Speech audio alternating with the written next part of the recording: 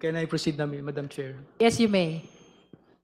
46, on the same day, I posted the same screenshot of our video conference on my Facebook account with the caption, just telling her I cannot vote intelligently without her name on the ballot.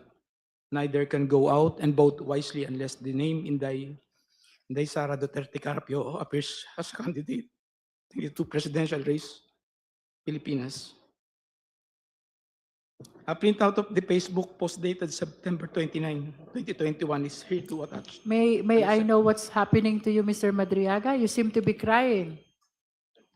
Are you crying? I just remember one moment. Are you crying? I just, You are nearly crying. May I just put it on record that while reading these portions of the affidavit, the resource person, Ramil Madriaga, is breaking into tears. Can we go back to where you feel where you felt frustrated and you're nearly crying? Which part of your affidavit is that? Can we go back to that? number 46 po, Madam Chair. Number 46. Let's go back to number 46. Okay, you may read from 46, Mr. Madriaga. On the same day, I posted the screenshot of our video conference on my Facebook account with the caption just telling her I cannot vote intelligently without her name on the ballot.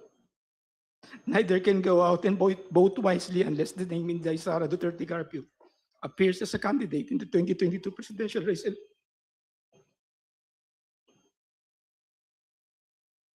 Would you like 47.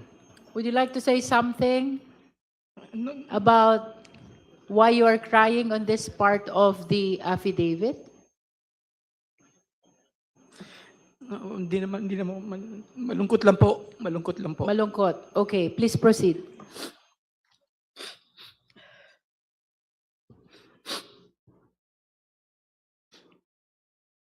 Madam Chair, can we allow the witness to please? Honorable get his- Dumogan. Thank you, Madam Chair. Can we allow the witness to please get his Yes. composure before he will continue? Yes, we are temporarily suspending to give time to Mr. Madriaga to console himself.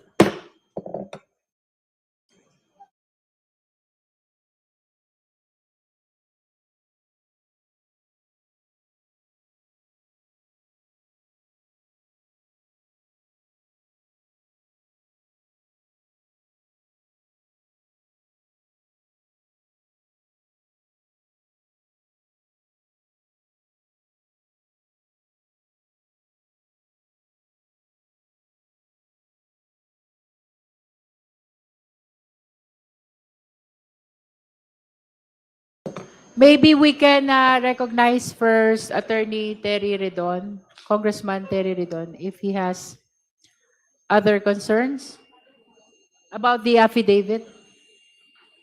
What's the pleasure of the Honorable Redon? Because it is on your motion, on your request that Mr. Madriaga is reading this affidavit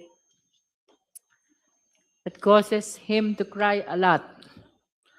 I think we have to let him finish the affidavit, the reading of the supplemental affidavit until the very end, Madam Chair.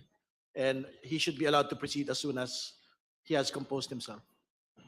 Madam Chair. May I proceed, Madam Chair? Are you ready? Opo, Madam Chair. Okay, you may proceed, Mr. Madriaga.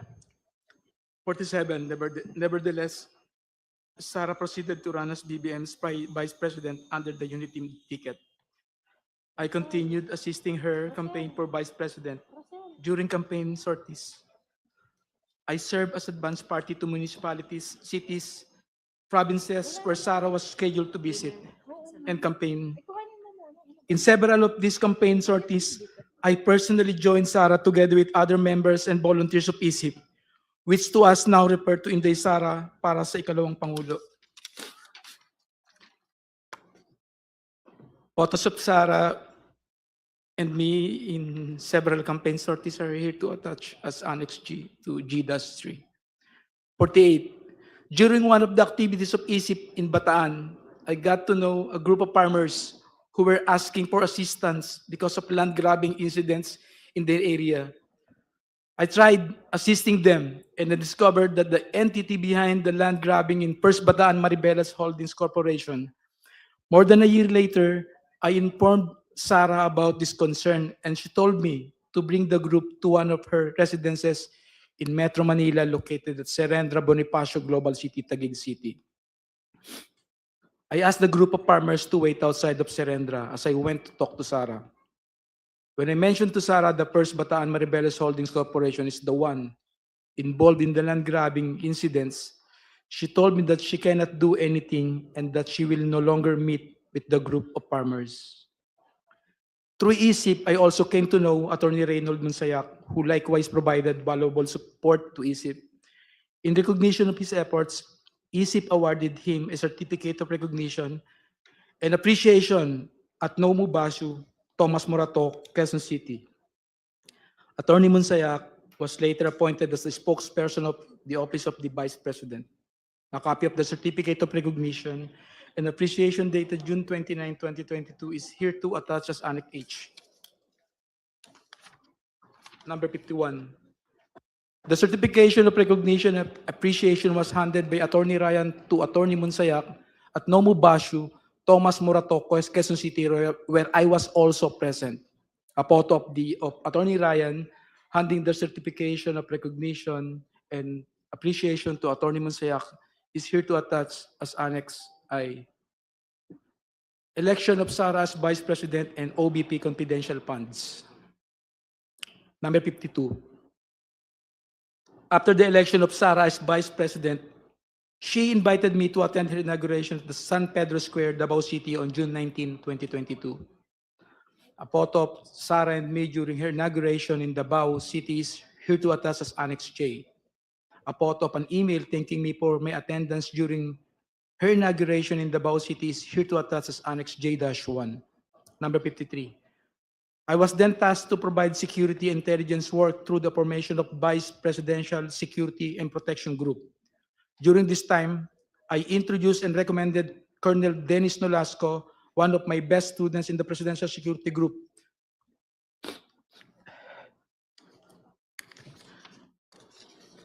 to assist this matter. Number 54. Colonel Nolasco then tapped the services of Colonel Raymond Dante Lachica to head the BPSPG. Afterwards, I worked with both Colonels Nolasco and Lachica from July 2022 to April 2023 for tactical transport services, security of Sarah and other VIPs, handing and conveying and highly confidential information, and the transportation of large amount of money to several persons as instructed by Sarah. Money deliveries under the instruction of Sarah. In the morning of December 20, 2022, Sarah called me and she said, "Sir Ram, please coordinate with Colonel Nolasco. Meron tayong deliver sa San Pablo, Laguna, sa night street, at sa Ombudsman." Sarah added, "Bawi tayo sa kanila later." Later, I received a text message from her indicating the places of delivery, which include San Pablo, Laguna, Night Street, Office of the Ombudsman, and the corresponding contact numbers. Number 56. Later that morning, Colonel Nolasco sent me a text message directing me to go to the DepEd Central Office in Pasig City, beside Ultra, at around 1:30 p.m. for the transport. Transport is a shorthand for delivery or transportation of large sums of money between Colonel Nolasco and me upon the instruction of Sarah. After receiving the text message, I hurriedly prepared and went to the DepEd Central Office together with 4 other individuals: Richard Babagay, Arman Villanueva, a certain Chip, and a certain Ruel. Number 58. Richard and I were aboard my blue Toyota FJ Cruiser, while Arman, Ruel, Noel, and Chip came in Toyota Grandia with the sticker Inday Sara Champura Duterte attached to both sides of the van. Richard was driving my blue Toyota FJ Cruiser and Chip was driving the Toyota Grandia. A photo of the Toyota Grandia with the sticker Inday Sara Champura Duterte on both sides of the van is here to attach as Annex K. A photo of my blue FJ Cruiser is here to attach as Annex K-1, number 59. As we parked my Toyota FJ Cruiser near the main entrance of DepEd, Colonel Nolasco appeared from the main entrance and approached our vehicle. I alighted to the vehicle to meet Colonel Nolasco, and we talked while we waited for the arrival of Colonel Lachica. He mentioned that they will also provide a red Mazda sedan, which will be used to deliver the money to the office of the Ombudsman. At around past 3 or 4 p.m., 2 government vehicles with red plates entered the DepEd compound, and then Colonel Nolasco told me, ayan na, ayan na. Colonel Lachica appeared with a lady who I later learned to be Special Disbursement Officer Gina Acosta. Thereafter, 4 large dark bags were unloaded from the vehicles. 3 large dark bags and 1 lighter colored and relatively smaller bag. Colonel Nolasco told me that each bag contained around 30 million pesos to 35 million pesos. The 4 bags were brought to where Colonel Nolasco and I were standing, which was near my blue Toyota FJ. Afterwards, I signaled Arman and Richard to load the same to our vehicles. The two large dark bags were placed in the Toyota Grandia, and 1 large dark bag and 1 lighter colored bag were placed in my blue FJ Cruiser. The bags loaded to the Toyota Grandia were to be delivered separately to San Pablo, Laguna, and Nomu, Bashu, Tomas Morato, Quezon City on the same day. The remaining bags, initially loaded to my blue FJ Cruiser,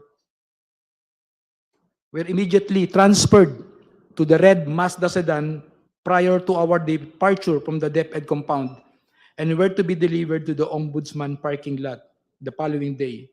Then, the red Mazda sedan proceeded directly to my residence in Cainta, Rizal, and was driven by Noel.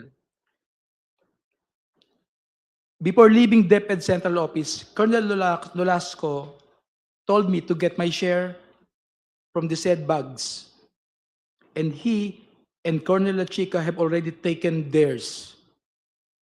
Hence, I took 1 million pesos for myself from the lighter colored bag loaded to the red Mazda sedan. That's when I verified that the contents of the bags were bundles of cash in 1,000 denominations and packed in stacks of 1 million pesos, each tightly sealed in transparent plastic.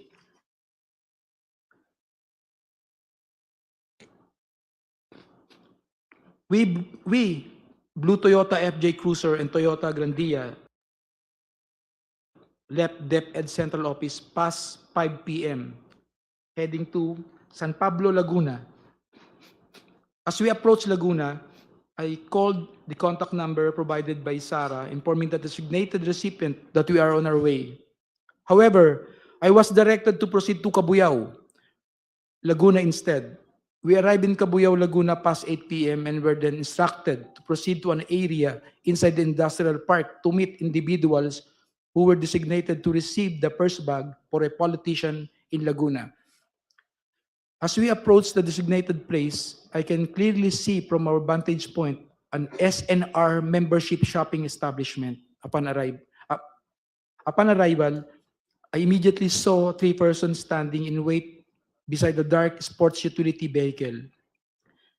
One of them proceeded to the Toyota Grandia and took one of the bags. We immediately left after the delivery of the first bag. 65. Thereafter, we proceeded to Nomu, Bashu, Tomas Morato, Quezon City, a comedy bar we call the Night Strip, frequented by SSC Law alumni including Attorney Ryan and Attorney Monsayak. 66. I'm quite familiar with Nomu Basho because I had previously visited it several times in relation to my work with Sara and ISIP Pilipinas. In fact, this is the same place where ISIP gave Atty. Monsayak a certification of recognition and appreciation. We arrived at Nomu Basho around 12 midnight. I went inside the establishment with Arman, who was carrying the second bag. I immediately saw Atty. Monsayak, who was at the same time, at the time, in the middle of the place together with a woman and several men. When he saw me, he stood up and signaled for us to go upstairs. We then proceeded to the stairs leading to the second floor.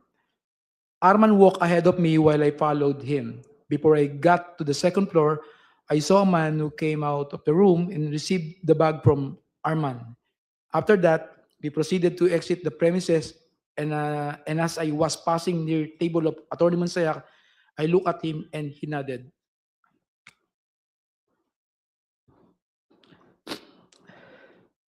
And we completed the delivery to Nomu Basho. We stopped to eat around the area while eating. I told Arman and Richard to meet me at my house in Cainta, Rizal, later that day at 8 a.m. Number 70. At around 8 a.m. the same day, the team met in my residence at Cainta, Rizal before we traveled to the last location, OMB parking area. This time, however, we only used my blue Toyota FJ Cruiser and the red Mazda sedan, where the remaining two bags were previously placed. We left my residence at around 8:30 a.m. Richard was driving my blue Toyota FJ Cruiser, while Arman and another person, Noel, and he brought along were aboard the red Mazda sedan.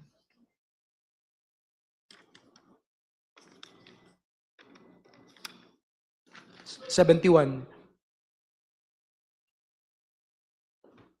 When we arrived, the guard gave a signal directing us to park in a specific area in the Ombudsman parking lot. We proceeded to the specific area and parked red Mazda sedan where the remaining two bags of money were placed. We left the keys on top of the left front of the wheel, which is our usual practice when delivering large amounts of money. 72.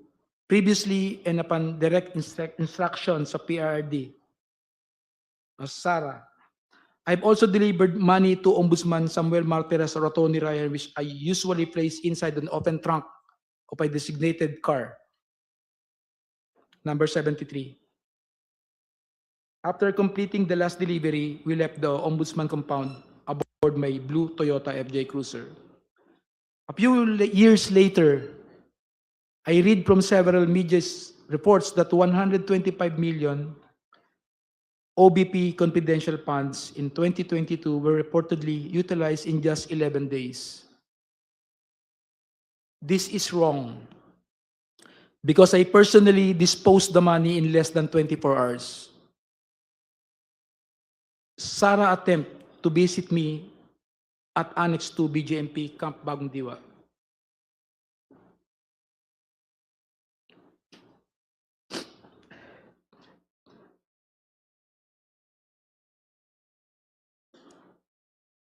You can Numbers- drink some water, Mr. Yes. Madriaga. Yes, if I- Drink some water.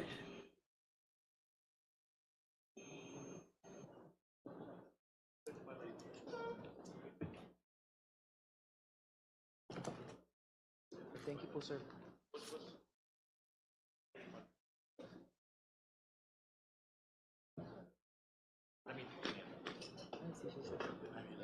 Tissue.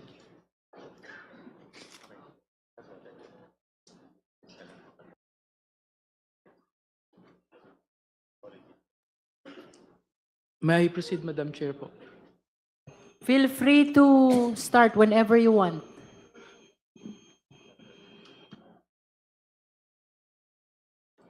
Number 74. A few years later, I read from several media reports that the 125 million pesos OBP confidential funds in 2022 were reportedly utilized in just 11 days. This is wrong because I personally disposed the money in less than 24 hours. Sara's attempt to visit me at Annex 2 BJMP Camp Bagong Diwa. number 75. Sometime in October 2025, after I got arrested for alleged kidnapping, I was called by Jail Warden Jose Marie Sabiniano in his office. As I made my way to the office of Jail Warden Sabiniano, I was surprised to see Sarah through the metal railings of the passageway. She smiled and waved at me. Number 76. When I entered the office of Jail Warden Sabiniano, he asked me if I know Attorney Joyce. I replied, Joyce dapat, and Jail Warden Sabiniano handed me a phone. When I said hello, I recognized the voice of Sarah, and she asked me about my well-being and conditions inside the detention facility. She was also apologetic for failing to do something or assist in my ongoing criminal case. 77. Frankly, I felt bad and disappointed given that Attorney Harry Roque filed the case against me in retaliation after I tried to expose his land grabbing activities in Maribeles, Bataan, together with his Philippine offshore gaming operator partners. As I previously mentioned, I was merely trying to assist the farmers of the said area who were supposed to be awarded of their certificate of land ownership award by the Department of Agrarian Reform, but fell victim to Attorney Harry Roque's activities.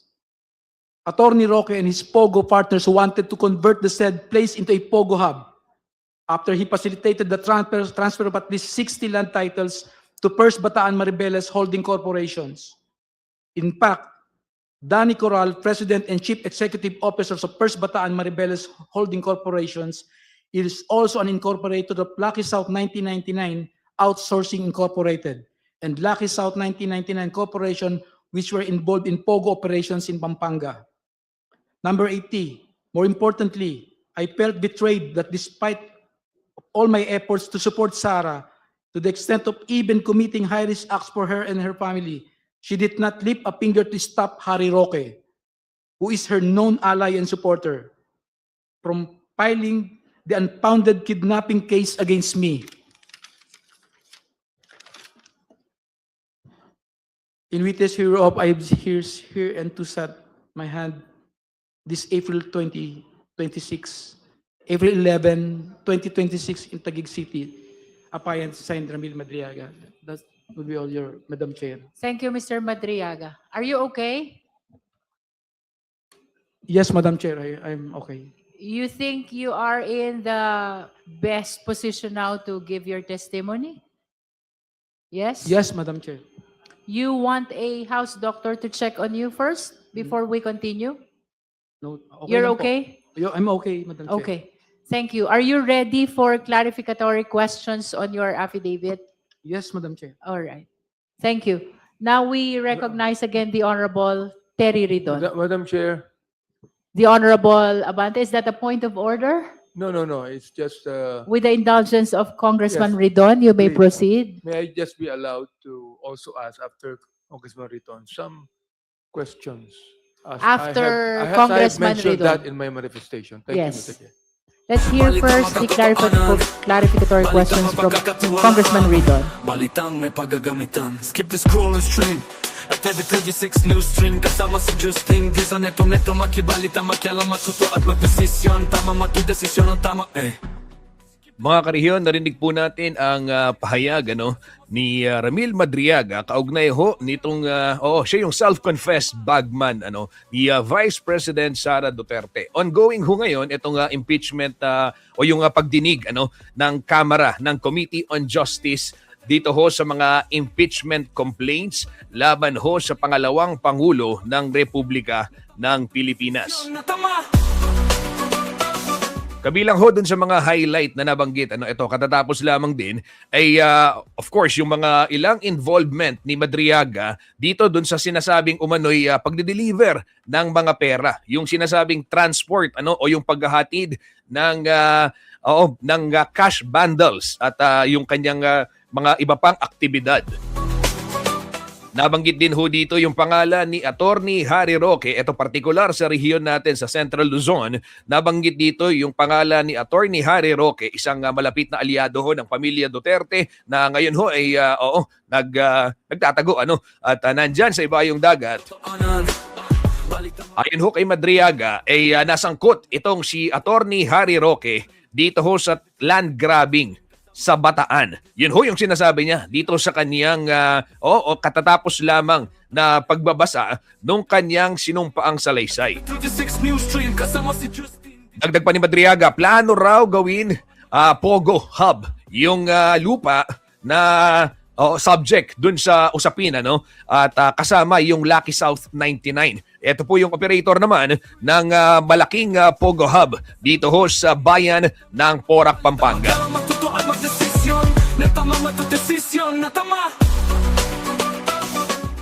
Maya-maya ho mga kabalan, atin pang ihahatid mga karehiyon yung iba pang detalye kaugnay ng balitang yan.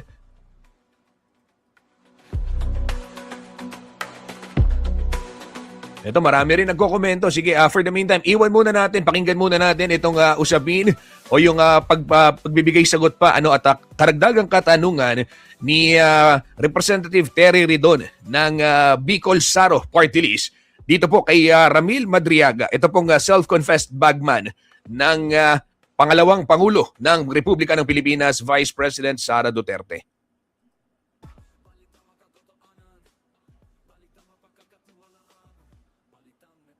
Case na hindi niya po kayo kilala, wala po daw kayong relasyong personal at wala po kayong relasyong professional. Ano po yung totoo sa bagay po na ito? Do you deny this particular general statement of the Vice President?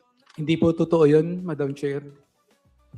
Ano po yung pinakabatayan po ninyo para masabi na hindi po totoo ang sinasabi ng pangalawang Pangulo? Una, na hindi niya kayo kilala.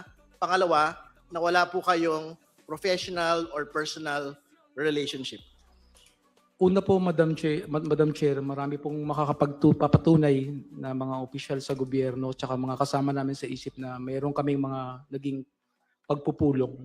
Bukod pa po dito, mga meeting po lalo na nung eleksyon, na halos kasama ko siya 24 hours, minsan overnight pa sa isang resort. Kasama ko po din ang mga PSG. Kaya kilala po niya ako at kilala ko rin po siya. Honorable Ridon, if I may interrupt. Yes, Madam Chair. Kanina po, Mr. Madriaga, you made mention of a lot of pictures attached to your supplemental affidavit.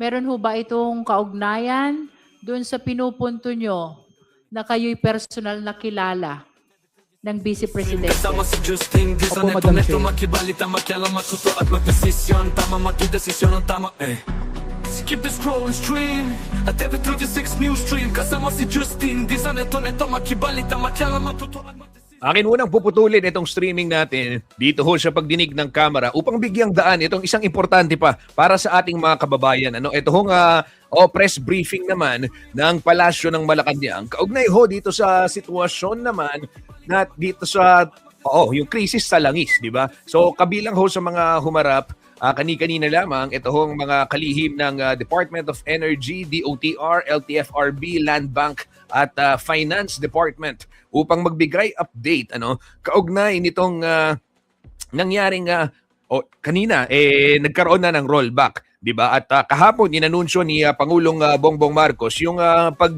pagtapyas o pagtatanggal ng excise tax sa kerosene at sa LPG. Marami ho sa ating mga kababayan nagtatanong ngayon, diesel kailan na? Kailan na rin yung sa unleaded? Pakinggan ho natin itong pahayag naman ng mga kalihim ng iba't ibang ahensya ng pamahalaan kaugnay ho nitong uplift, yung tinatawag na programa ng gobyernong o ng administrasyong Marcos para sa tugunan ito hong mga sinasabing o itong mga nararanasan na epekto ng pagtaas ng presyo ng produktong petrolyo. At meron ding madidiscuss tungkol po sa ayuda. Pakinggan ho natin ito mga karehiyon. Pinag-usapan namin sa Uplift Committee this morning. And then also what has the Department of Energy on our part has done, accomplished for this past week. Um, the pagtingin kasi ng Department of Energy, our current problem is not only problema today or next week or or next month. It will be a prolonged problem, not because of any kung ano mang kasalanan ng mga kababayan natin or mga politiko. It is because of the war in the Middle East. That pero tuloy-tuloy pa rin kahit hindi natin kontrolado ang cause of the problem. We are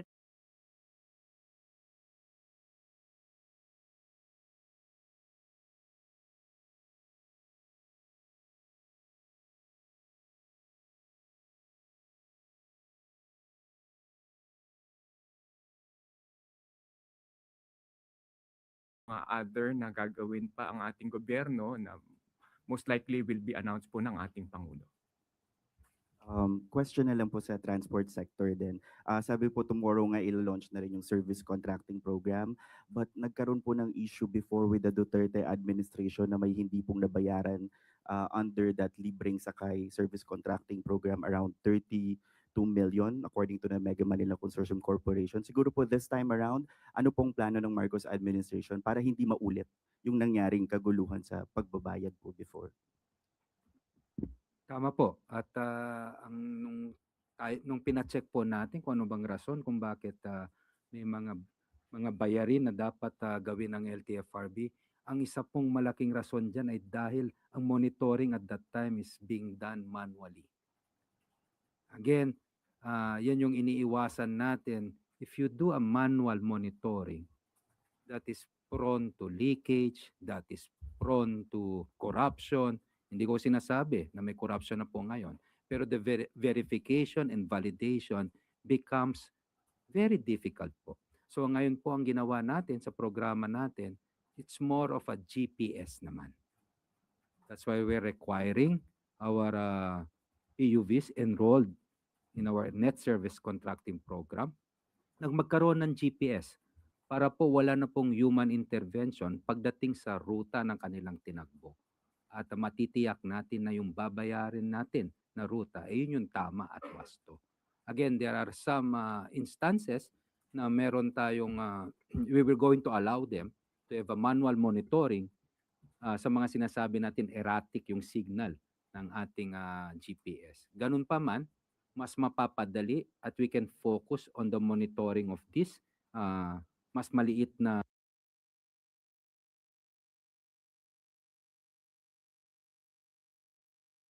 segment po ito sa ating naka-enroll sa net service contracting kasi mas marami na po yung mag-GPS. Meron po bang, yun nga po, no, yung sa bayarin, may timeline po ba like yung turnaround ng bayad sa mga magiging part ng program and even sa gas stations din po yung bayad doon sa liter? Yes, under net service contracting po, no, within 3 to 5 days po, babayaran na po agad.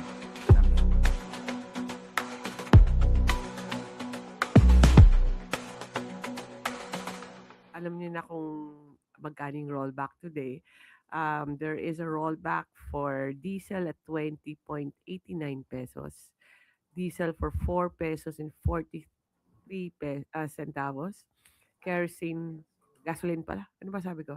Diesel, tapos 20.89, gasoline at 4.43, and kerosene at 8.50.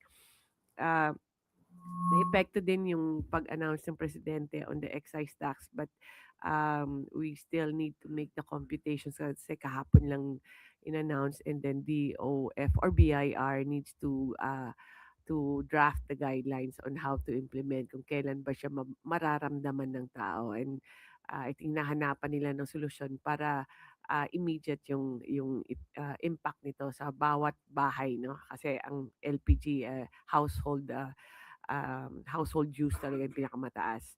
So ito po ang mga minimum adjustments na or rollback na sinet namin sa mga oil companies. And today, as we have seen in the news or even in social media, na at least ito yung amount. They have deducted even more than this. Iba nga 23 pesos yung rollback. as of today, one of the main roles or utos ng presidente also, not only in the price, but I think the most important instruction of the president and the primary one at that for DOE is to make sure that meron tayong supply. Ang supply po natin is we are averaging at about 50 days. Wala dito sa akin yung number, ano. 50 days on average on all the products. On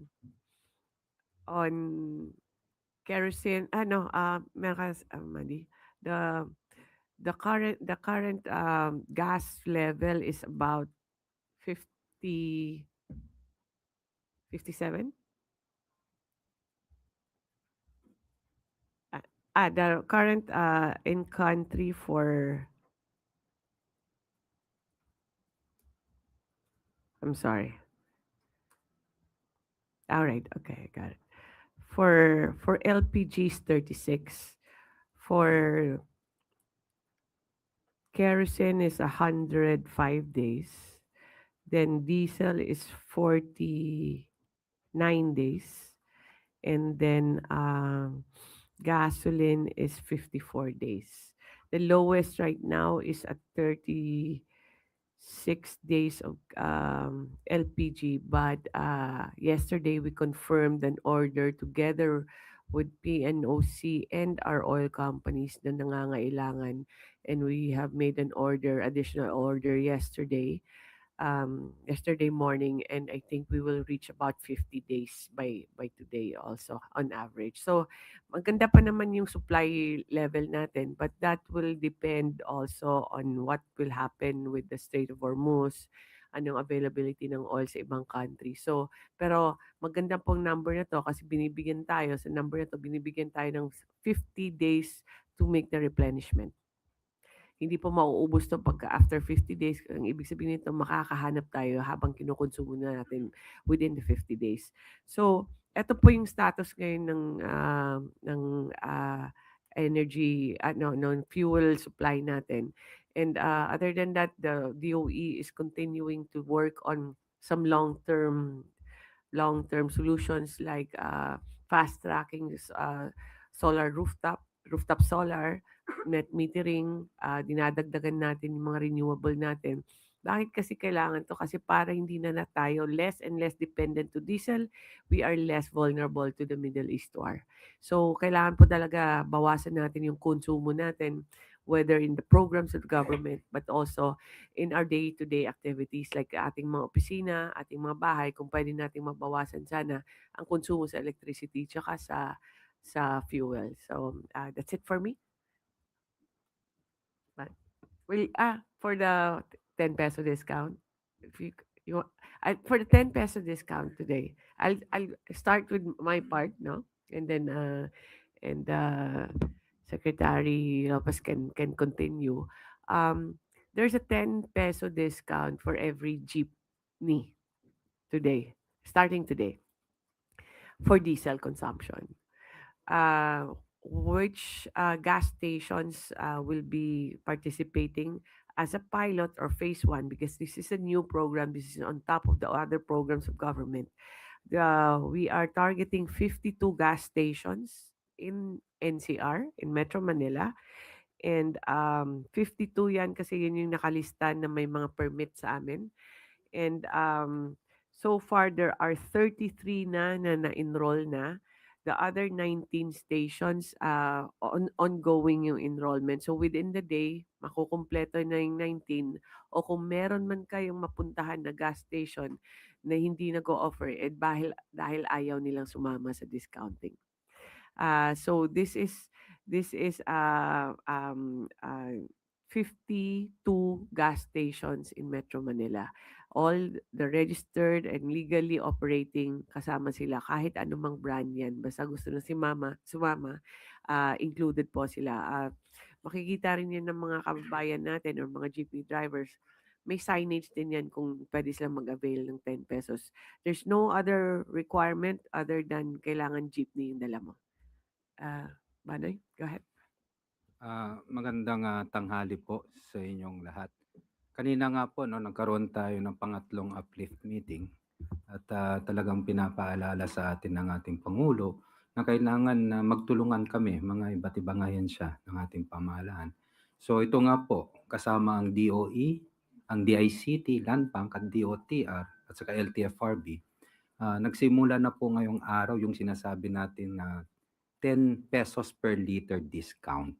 No, ito po ay isang fuel subsidy program at pinapangunahan po ito ng DOE kasi sila po ay nagipag-ugnayan sa ating mga participating gasoline stations. Sa atin naman sa DOTR sa LTFRB, ang aming responsibilidad ay magbigay ng listahan ng lehitimong operators o drivers pagdating sa ating pampublikong sasakyan na ito po yung modern jeepney, traditional jeepney, modern UV Express, traditional UV Express. Importante po itong programang ito kasi mas matitiyak po natin na merong natuloy-tuloy po ang pasada ng ating mga jeepney at saka UV Express. Kung meron po silang mas madaming masasakyan at available na public utility vehicle, makakasiguro din po tayo na kahit papaano mababawasan ang pila ng ating mga commuters at hindi rin po masasayang kanilang oras. So just a brief mechanics and guidelines dito sa 10 pesos per liter na discount po natin.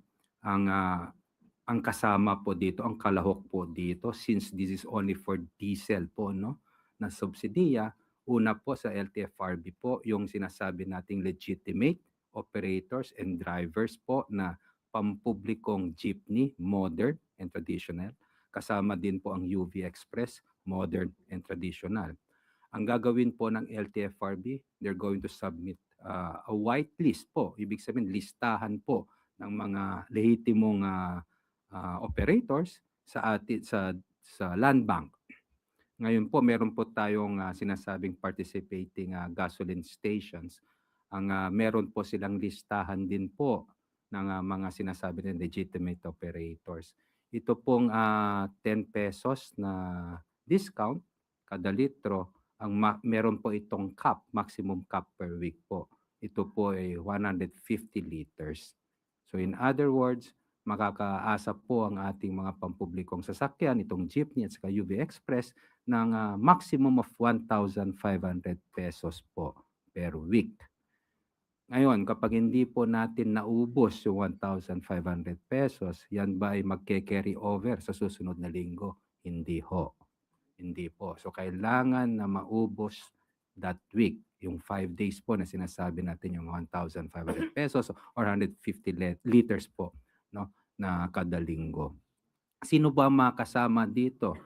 Sabi nga po ni Secretary Garin, pilot po tayo dito sa NCR, Metro Manila, but i-roll out po natin ito nationwide. Ilang PUVs ba ang masasama dito? Sa bilang po namin, sa tansya po natin, ang UV Express at saka modern ang UV Express, ang jeep at saka jeepney natin is more or less 171,000 units. Thereabout. Siguro may sobra na apat na run, 171,400 plus. Dito naman po sa Metro Manila, kung saan magpapilot po tayo ng programang ito, ay around 33,000 units. Again, this is on top of the service contracting program that we are about to roll out tomorrow. So kung makikita nyo po talagang binibigyang halaga ng ating Pangulo, ang ating mga pampublikong sasakyan, ang ating mga tsuper, ang ating mga operator, ganoon na rin po ang ating mga commuters. At talaga naman masasabi natin na direktang naapektuhan, unang-unang naapektuhan sa pagtaas ng presyo ng langis po. So, if there are any questions, si Ma'am Lynette. Si Ma'am Lynette kasama. Good afternoon, everyone. I guess it's what is our role as Land Bank? We have provided a digital end-to-end solution to enable the subsidy and to make sure that it is easy and convenient. So 52 gas stations have been onboarded or will be onboarded within the day.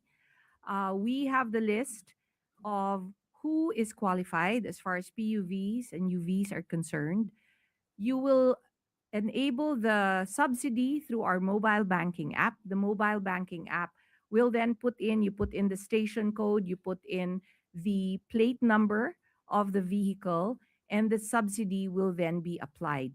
The solution is end to end. From the beginning, where the driver goes to the gas station will also be enabled all the way till the end so that the proper accounting is done. So we're happy that we've been able to provide this solution and work very closely with the DOE and the DOTR. Thank you.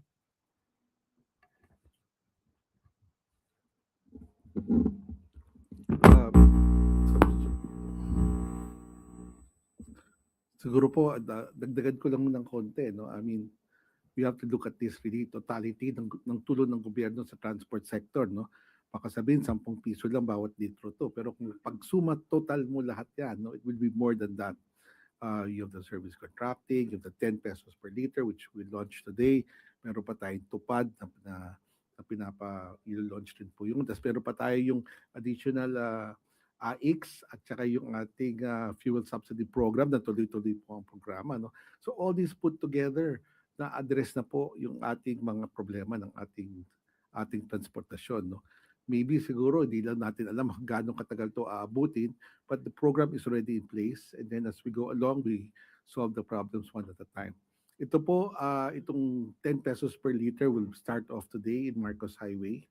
Tapos po bukas, around bigit kumulang mga 26,000 jeepneys and AUVs. Dito lang po sa NCR yan. Tapos yung sasabi ni SEC na 33,000, this will already involve yung mga pumapasok po sa NCR. Pag maganda po ang ating papapatupad dito, it's very simple. Wala akong gagawin yung mga driver, paparada lang ko sa gas station, no? Tapos malalaman ako kagad ng ating mga gas boy kung itong sasakyan na to, because of the app of Land Bank, kung itong sasakyan ay valid, no? May prangkisa, may permit sa LTFRB. So it's very simple in the upfront, at sa bandang huli naman, we will be working with Land Bank para yung ating mga gas stations ay sigurado mabayaran on time. Yun ang po naman. Salamat po.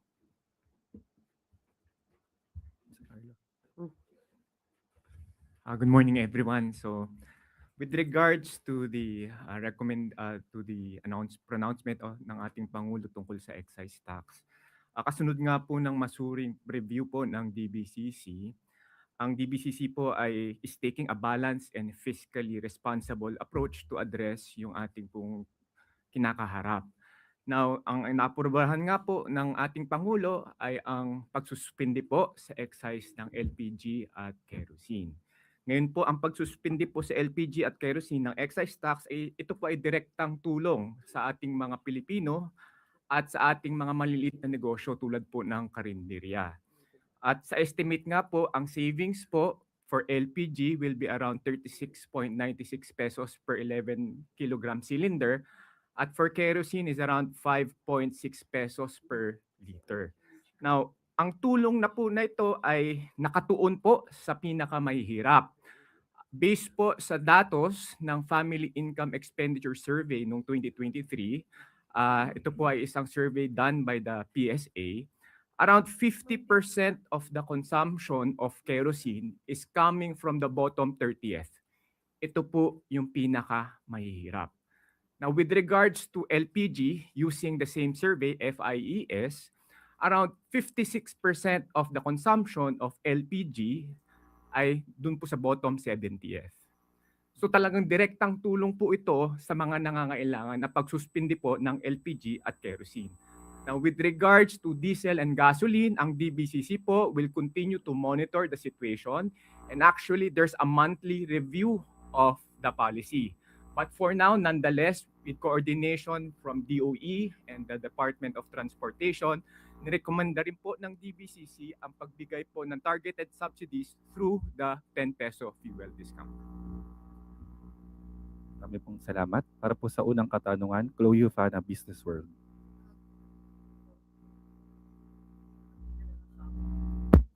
Hello. Hello. Good morning. Good afternoon, Secretary Sharon Green. Ma'am, we have the 30-day waiver allowing Manila to purchase Russian crude expired on April 11.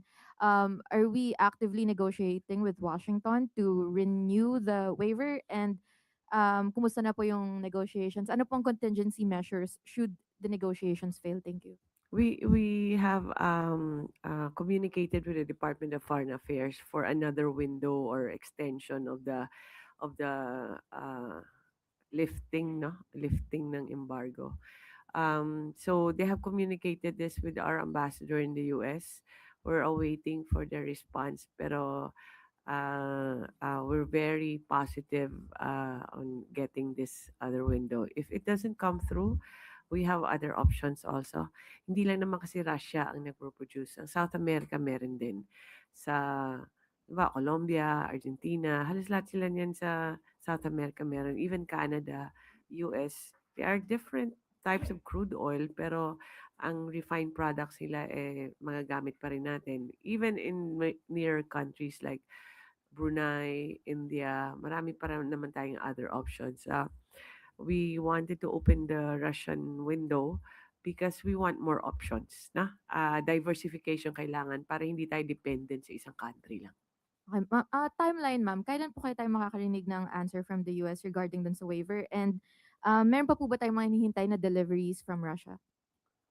So far, wala pa namang, as far as what has been reported, wala pa namang orders na standing.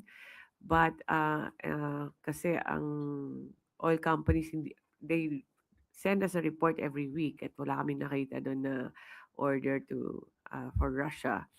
But when do we expect? I cannot say that kasi hindi pa nasasabi ang DFA kung anong status at ano yung expectations nila. Thank you, ma'am. For the Department of Finance, sir, according to a statement by Secretary Go kanina, the DBCC has determined that suspending excise taxes on diesel and gasoline would not likely provide meaningful relief. Sir, may you just expound on that, sir? What do you mean by no meaningful relief? And does the President echo, sir, this findings of the DBCC?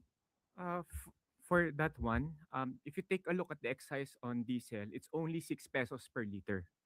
And given the price increase of diesel pre-war na more or less 100 pesos, the 6 pesos decrease in that context is relatively small. That's why the DBCC, in coordination with the other agencies, particularly DOE and DOTR, decided to provide 10 peso discount instead of 6. And this 10 peso discount will be targeted, particularly for the most affected sectors. And sir, ano pa po yung mga other scenarios na napag-usapan that led you to this conclusion, maliban po dun sa nabanggit nyo na excise tax is just at 6%? Ano pa pong other factors considered? Ang mga kinonsider po nga namin ay actually lahat po ng options kinonsider namin at tiningnan po namin yung datos. Ang datos po, ang sinasabi nga po is for excise tax on diesel and gasoline, kung tingnan nyo po yung same survey na nabanggit ko kanina, yung FIES, for instance, for diesel, 85% of the consumption is actually the top 3 deciles. So kapag tinanggal po natin yung diesel, ang pinakamahikinabang po nito, yung pinakamaraming kumukonsumo, which is yung pinakamayaman. Kaya nga po, ang rekomendasyon po ng DBCCT is 10 peso na targeted dun po sa pinaka-naapektuhan talaga ng sitwasyon natin ngayon. Thank you. Sunod po na tanong, Tristan Nadalon, News Watch Plus. Hi, good afternoon po. Follow-up lang din po on Chloe's question on the effect of the non-removal of excise tax on diesel and gasoline. While some lawmakers praised the Marcos administration for its calibrated approach, meron din pong mga umaaray, katulad po ng transport at commuters group saying they were left out and bumabiyahe na lang sila to survive. At bagamat may ayuda, hindi raw po ito nagtatagal. Sabi po nila, every centavo that can help ease the burden of the suffering public is welcome. Siguro po to the agencies and to the secretaries, paano po natin mapapaunawa sa transport, commuters group at working class na may effect itong pag-aalis din po ng excise tax sa diesel at gas at hindi pa siya pwedeng or hindi pa nararapat gawin ngayon? Before finance, no? From the side of DOE, what we have seen, an increase in the price of diesel. Ang pinakamalaking gamit sa diesel is transportation, which is 65% of our diesel consumption. So transportation, mahirap kasi sa transportation kasi ang pamasahe regulated, ang diesel nila hindi regulated. Pag tumaas yung isa, hindi pwedeng automatic taas din yung pamasahe. So there has to be kailangan i-relieve yung pressure on high price of fuel, ano. So when we were talking about with the OTR, with LTFRB, when we were talking about what can we do as another measure in addition to whatever their programs, ang isa dito is um, tulungan natin dapat yung transportation. Transportation does not only mean jeep. There's also buses, TNVS, tama? Buses, TNVS, and jeepneys. So, ang plano talaga lahat niyan. But we just need time to roll out kasi kailangan lahat 14,000 gas stations have to enroll eh. So, ang 10 pesos, actually, hindi yan hiningi ng mga kababayan natin or hindi rin hiningi ng mga drivers. But this is even more than what an excise tax exemption can offer, which is 10 pesos compared to 6 or kung kalahati lang yan, then 3 pesos lang. But this is a response that has been approved also by Uplift. Kasi ito talaga yung pinaka naiipit sa lahat.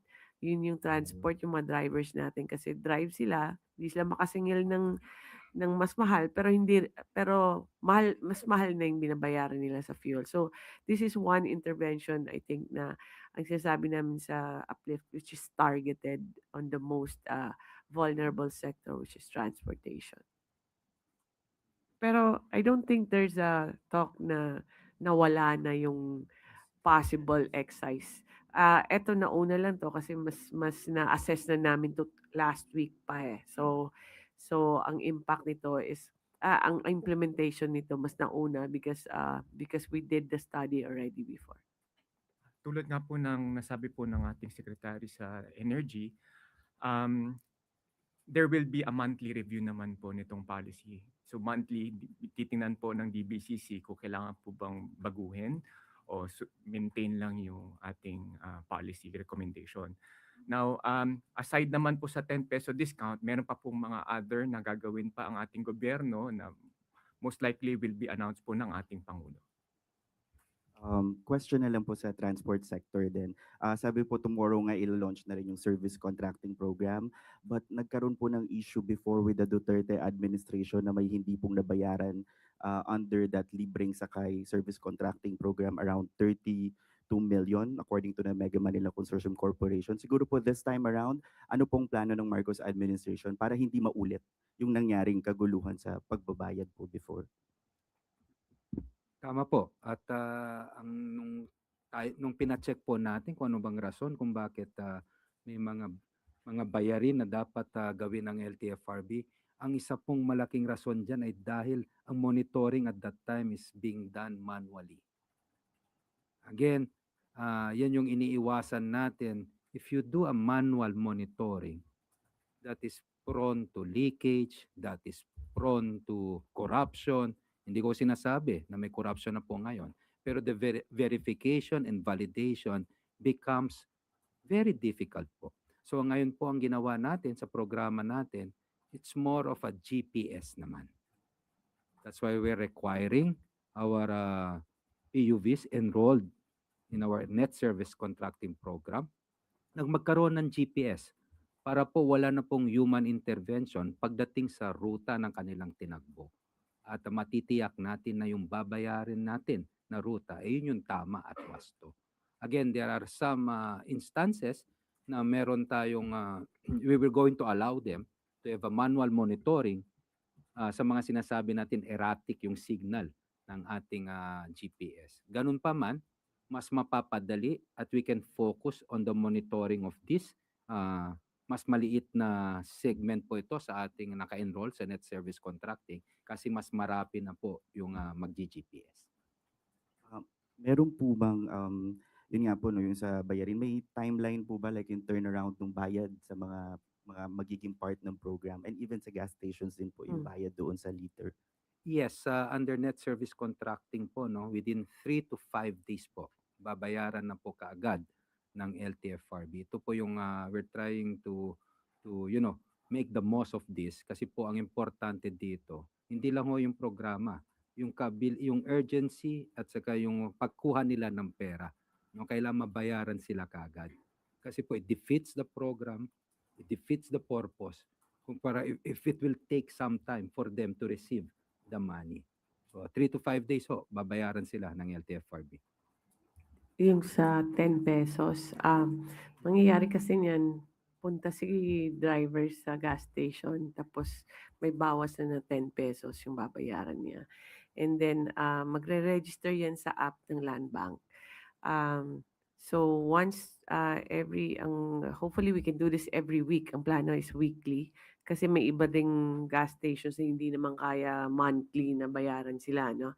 So ang ruta niyan is PNOC will fund the program through LTFRB, through the national government, then LTFRB will be the one paying Land Bank kung ano kailangan. Digital na lahat.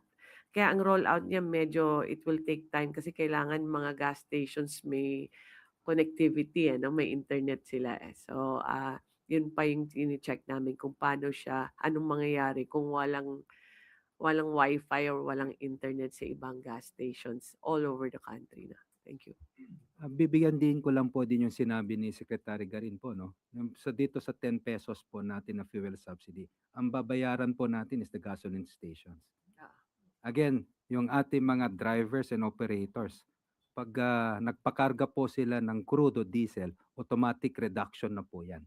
Lalabas sa kanilang resibo. For example, magkano po ngayon ang kada litro? Sabihin natin 150.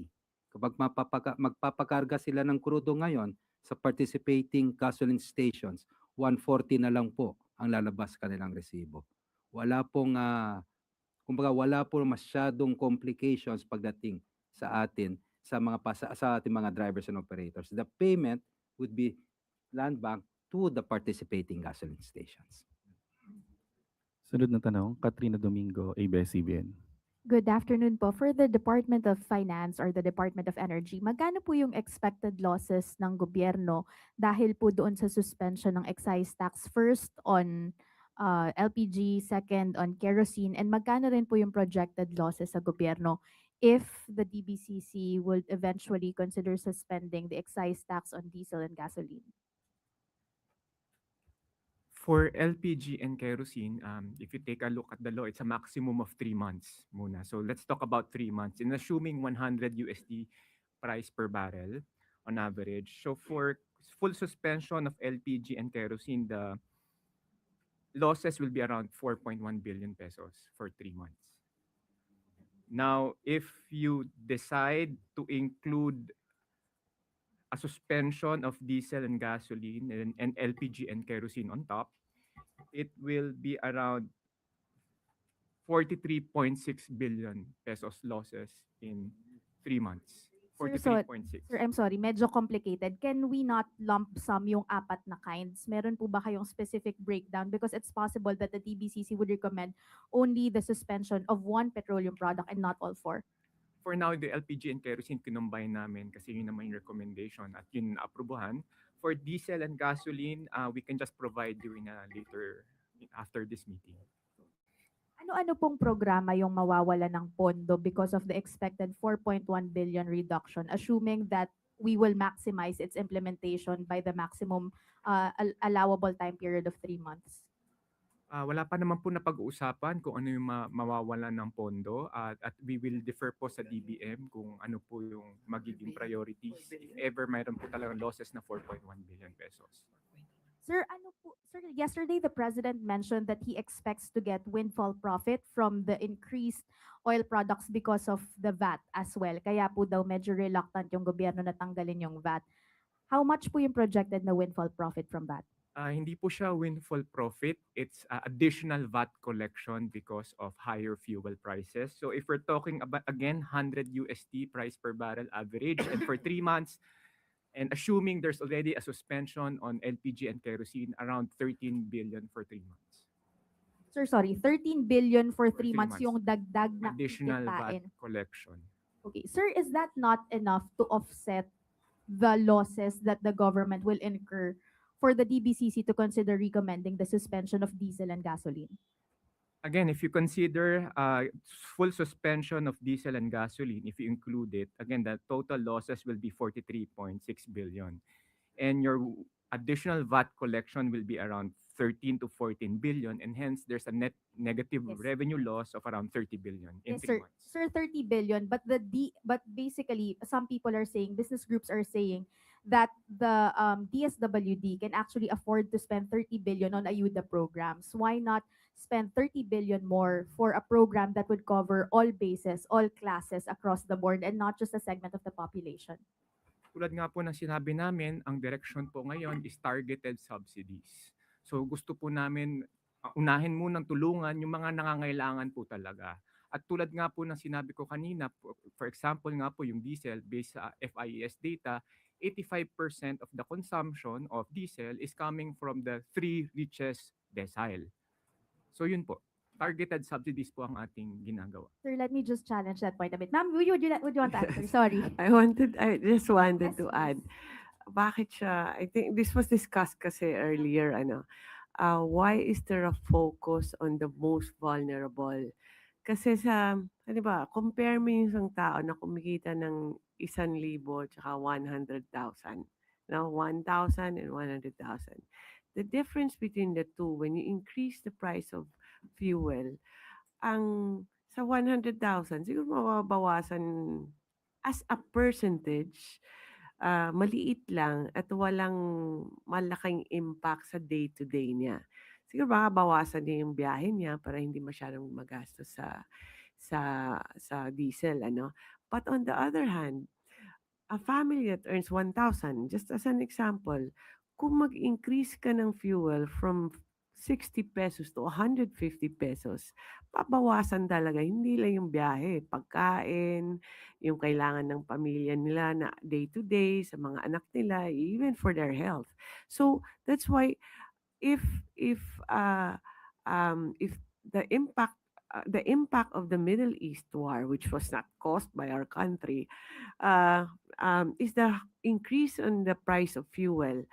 The lowest, anong tawag niya doon, decile, will even be lower because there will be poorer and new poor pa. I think that yun yata yung term nila kanina sa discussion.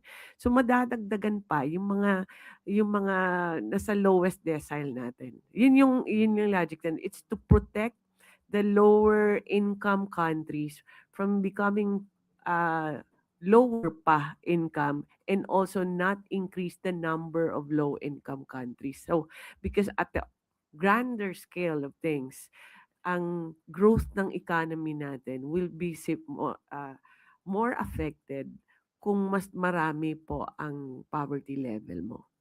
Ma'am, I think yung sinasabi po kasi nung ibang business groups, it's not that they don't want to help the poorest of the poor. It's just that between your example of 1,000 and 100,000, marami pong Pilipino yung nasa 30,000 lang, 25,000 lang.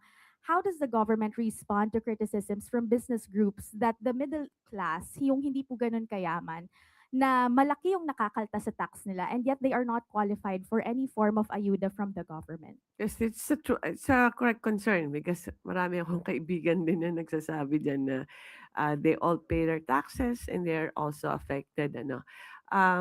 This is I think the government has to see it in a macro level, hindi lang na individual. Kasi kung dadami po ang ating poverty level, nag-increase siya from, I'm not certain, DOF can answer this, kung anong level ng poverty natin.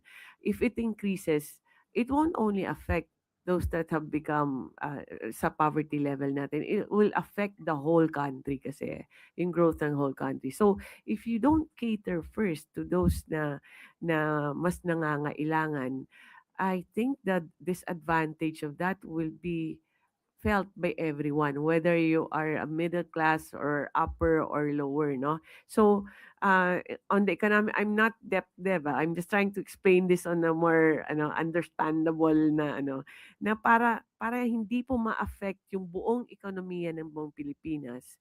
Meron talagang targeted subsidy para to avoid worsening of the situation and to avoid stagflation yata yung tawag nila, no?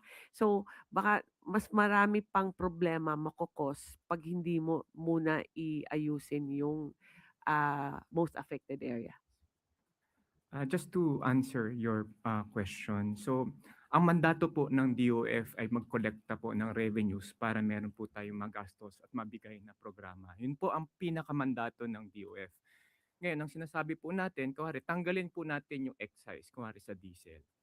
Karamihan po ng nagbabayad ng excise based on consumption, pinakamaraming nagkukonsume nito at hence pinakamalaking nagbabayad ng tax nito ay yung pinakamayaman. So kung tanggalin natin to, we had 50 billion pesos. So meron tayong 50 billion na hindi maibibigay na tulong sa mga vulnerable at middle income classes. Yun po ang implikasyon nito. Kaya po ang direction po natin ngayon for now is targeted. Unahin po natin na yung most vulnerable, but that doesn't mean that we will not provide for the others, particularly the middle income classes. Pinag-uusapan po yan sa uplift at pinag-uusapan po yung ating mga rekomendasyon at mga options paano po matulungan ng lahat, not just the vulnerable, the poorest of the poor, but also the middle income class. Sir, last on my end, para lang po matame yung medyo rage in society, especially among the taxpayers, ano po yung suggestions in the pipeline for the middle class? Because what we don't want to happen is that to present a false dichotomy na it's one or the other. Ano po yung mga proyekto sa pipeline that will directly benefit those who are not being targeted by subsidies, who have also been reeling from this crisis for over a month already? Meron na po tayong mga current programs na not directly but indirectly impact ito pong ating mga middle and including the most vulnerable. Like for instance, binabaan po natin yung mga ports fee. Binabaan po na, meron po yata moratorium or tinanggal po actually yung mga toll fees sa mga logistics. So yun po, may direct impact po yun sa prices ng goods and services na kinukonsumo po, hindi lang po ng mahirap but also the middle income classes. So it's not a direct subsidy but it's indirect. Now, for the other programs, hindi po namin ipipreempt ang mga anunsyo na manggagaling po sa ating presidente. Pero ang masasabi ko lang po, ito po ay pinag-uusapan sa uplift. Salamat po. Sunod na tanong, Maris Umali, GMA News. Hello, Secretary Garin. Good afternoon po. After today's rollback in petroleum prices, can the consumers expect this trend to continue in the coming weeks? Or should we instead prepare for another round of increases, especially with the global oil prices increasing anew after U.S. President Donald Trump ordered a naval blockade in the Strait of Hormuz? Bakit may rollback? Because how we compute it is the average of Monday to Friday last week. Kumpara namin yun sa week before, yung presyo. Then tapos yung difference, yun yung adjustment, whether you go up or you go down. Nag-rollback siya kasi bumaba yung presyo last week. Why did it go down? Kasi nag-announce ng ceasefire, no? 2 weeks. Pero 2 days after the ceasefire, may pronouncement na naman si Trump. And then yesterday, I mean, if you've seen the news or even follow the chart of the international market, umakyat na naman, pababa, paakyat, pero umaakyat na naman. So, will it continue? I cannot tell you because it depends on the tweet of President Trump. Kung ano yung masasabihin niya, it has an effect. Unfortunately, it has an effect on the trading prices, di ba? May masasabi lang maganda, bababa. May sasabihin naman na confusing things, then goes up again. So we are really at the mercy of these countries that are not even, we are not even part of it. Ano? So will it continue to go down? There's no assurance for that. If they still continue the war, then if they stop the war, for example, today, just ano na lang. Now, if they stop the war today, I think the prices will still be on the high side for a few months pa rin. But we have at least a time frame as to how long can we sustain the 10 peso uh, The subsidy, the discount. yes, We since are we cannot correct. say up to when we can decrease Correct. We are planning to have it at least 3 to 4 months. And I do understand that this is not ano, hindi na ganito to ka significant compared to the increase, but as everybody says, any amount will help in ano, kasi meron namang ibang programs din. Even our oil companies have their own discounts, but we're envisioning about 3 to 4 months. Hopefully, I mean, we don't know if hopefully it's shorter than than 4 months, but kung kaya lang talaga ma-fundingan, then we'll keep on continuing that program. Thank you, Secretary. Secretary Banoy, going to the implementation of service contracting program, can we just get more details? You mentioned that it's going to start tomorrow. How will it be implemented exactly? Do PUVs need to register? Saan-saan pong lugar ang sakop nito? Is this just a 2-week run? Or hahaba pa po? And humihingi raw po kasi yung Department of Transportation ng additional 5 billion peso from DBM to extend this. Can you just give us details on these matters? Opo, hello. Opo, tama po. At bukas nga po magsisimula yung net service contracting natin. At dito sa initial implementation natin, we're talking about 50 routes po. At meron po dito sa atin sa Metro Manila, kasama din yung mga ibang lugar po. At we asked already for a 5 billion additional budget. Kanina po nag-usap kami ni Secretary Beltran at tama, Sec Rolly ng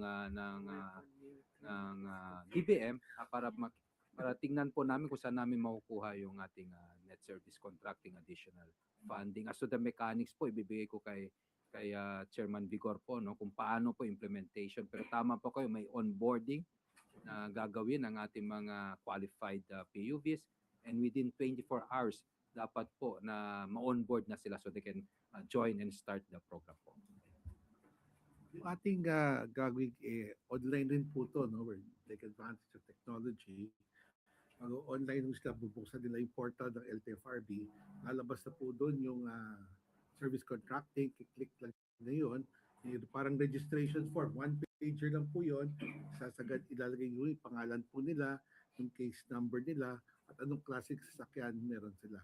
Ilalagay, type lang nila, sulat nila, yung plate number ng mga sasakyan na gusto nila isali sa program, no? Tapos kung gusto nila makita yung mga rota, meron ng referral click na lahat ng rota ho, naka-arrange na po yun, lalabas, titignan nila kung kasama sila sa rota. Tapos, pupuduin lang po yung form na yon. Ang pinakahuli doon that they will consent to the terms and conditions ng ating service contracting program, which is basically yung kailangan nila tumakbo araw-araw, no? At least 100 kilometers a day. Yun na po yung covered ng ating programa.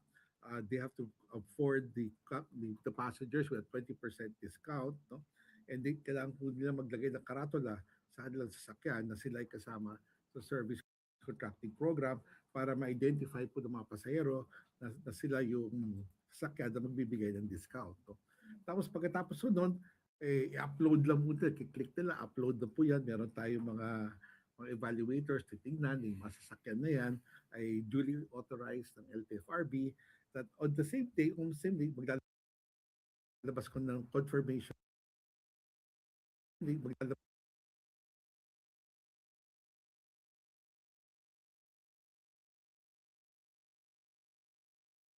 Labas ko ng confirmation note po doon, magkakaroon po ng QR code para po sa kanila, no?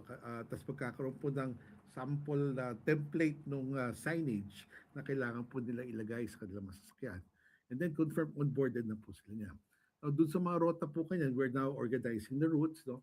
We're now testing the GPS signal. So kakaiba ng programa ito compared to other programs in the past. Dati kasi yung mga GPS providers, nagbibigay ng report sa LTFRB based on the takbo ng kanilang mga customer, no? Ito ngayon, iba, no? LTFRB daw will be more proactive. I-access namin yung data ng GPS provider, no? There are two reasons behind this. Number one, to avoid, para mas mabilis yung processing time namin, hindi namin hihintayin yung report ng GPS provider. Instead, we will check data of GPS provider. At marami ko tayong taong talaga para dyan.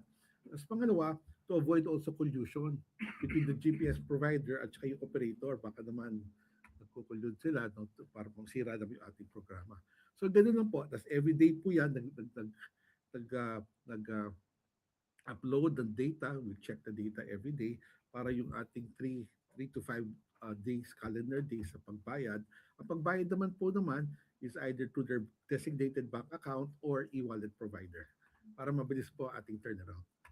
My last question is on subsidy for DOTR, LTFRB, or Ma'am Lynette of Land Bank. Kasi another complication is yung mga plate numbers po ng mga PUVs na wala sa master list of Land Bank. So they're not automatically qualified. So is there a way for them to be included? Paano po ba? Kasi we've talked to a lot of PUV mga drivers and ito yung problema. Kasama sila sa mga TODA, sa mga organisasyon, but they have not been included in the master list, so they're not getting any subsidies at all. Iba yung master list ng DSW dito kasi yung master list ng DSWD yan yung pangkalahatan talaga. No? Kasi sabi nila sa LTFRB sila nagkakaproblema. Opo. Well, meron tayo mga concern desk in various platforms, social media platforms, that they can raise those concerns, no? Na hindi sila nakasama yung kanilang sasakyan for whatever reason. But check naman kung namin kaagad yan. And then this is this list that we're giving Land Bank, as sinabi rin natin sa Land Bank, this is not a static list, no? Kasi nagko-confirm yung unit every month, may mga bagong units na nababago, gano'n, no? So whenever there is a change, we will inform Land Bank na isali itong sasakyan na to or i-remove this vehicle, whatever is the status of that vehicle at that time. So moving list po to. Kung merong problema, may nakaligtaan, meron naman tayo mga online desk that can address their concerns. So this would also include yung mga halimbawa namatay na yung operator. Kasi ang problema, when I talk to some drivers, na ibenta na raw sa kanila yung lisensya, yung prangkisa, but they're not being accepted by the LTFRB raw because yung pinaka-operator namatay Hindi na. po, that's not relevant for this kind of subsidy. Alright. Kasi ang ating pinagbabasehan yung sasakyan. So basta that But they vehicle, will also be considered when they apply for other subsidies or for other benefits that they for can for possibly get? for other benefits na kailangan po yung pangalan ng operator, meron naman tayong proseso na pwede nilang daanan para makorek ko nila yung entries na yon. Ang nagkakataon lang kasi napapabayaan to time, di ba? Pero meron tayong simplified version, hindi na nila kailangan bumalik dun sa taong pinagkunan nila ng sasakyan na pwede nilang ilipat doon sa tamang, they can correct their own entries, pwede nilang correct yung record sila para sa kanila mismo pumunta yung benepisyo. Yes, I think from Land Bank's end, we rely solely on the list that comes from FRB. Yeah, thank you. If there are concerns, then they can we've coordinated with the ICT for any concerns. Kaya nga pilot muna para makita namin kung anong problem. And then also each office has a help desk also. Kaya itatry natin kung ano yung mga problema this week in NCR, and if everything goes okay, then we can scale that to nationwide na siya. Thank you. Sunod po na tanong, Rafi Ayay, Daily Tribune. At may echo. Kay Secretary Garin, clarification lang po. You mentioned kanina 39 out of 52 players na po ang onboarded. So ma'am, so upon the discretion pa po pala this time ng mga players, ang pagbibigay ng 10 peso discount. Kasi parang kawawa naman yung mga driver. Pag pumunta sila sa station na to, ay hindi pala to accredited.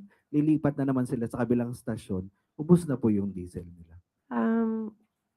I have issued a directive this morning na lahat na legitimate gas stations have to participate. So halos lahat naman, no? Why is it only 33 out of 52? Kasi hindi pa tapos yung pag-register nila sa Land Bank app. So ngayon po tinatrabaho na. As of kanina, nung hindi pa kami pumapasok, 33 ang na-confirm. So, but now, I think there are more now. Umiikot actually ang mga taga-Land Bank ngayon eh. Iniisa-isa nila yung gas stations. Yes, ma'am. Go Yes. ahead. Yeah, Secretary, thank you. I think we assure the public that the 52 will be onboarded today. So we're all hands on deck just to make sure that the 52 gas stations will be opening land bank accounts. And as I mentioned, this is really through our mobile banking app. So everything becomes very easy and convenient for both the gas station and we hope for the PUV drivers as well. And yung PUB drivers po natin, hindi po lahat techie ha. So, hindi hindi- po lahat may Hindi naman kung Ito. po kailangan eh. Okay. Kailangan na. Okay. Clarify lang po yan. Punta ka, ako, kailangan dala ko jeep ko kung ako yung PUV driver. Hindi pwede na ibang kotse dala ko. Kasi yung plate number, ang plate number ang titignan ng attendant. Na si attendant, meron ng app siya. So, siya lang may kailangang may app.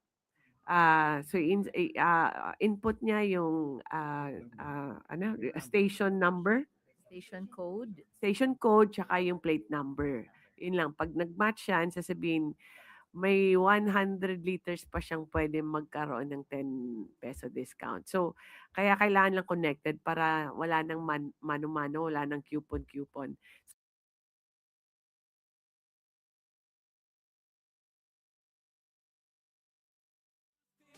Neto makibalita makialam matuto at magdesisyon na tama matudesisyon na tama.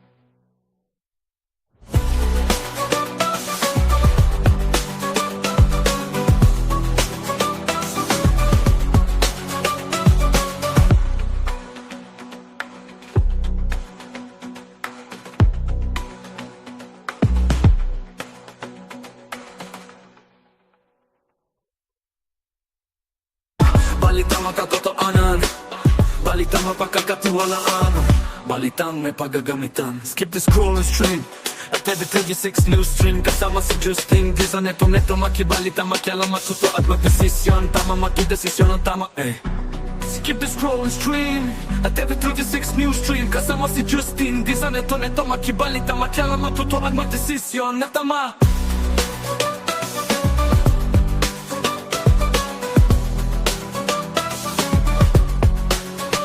Skip the scrolling stream at every 36 news stream. Kasama si Justin Di sa neto makibalita, makialam matuto at magdesisyon na tama matudesisyon na tama.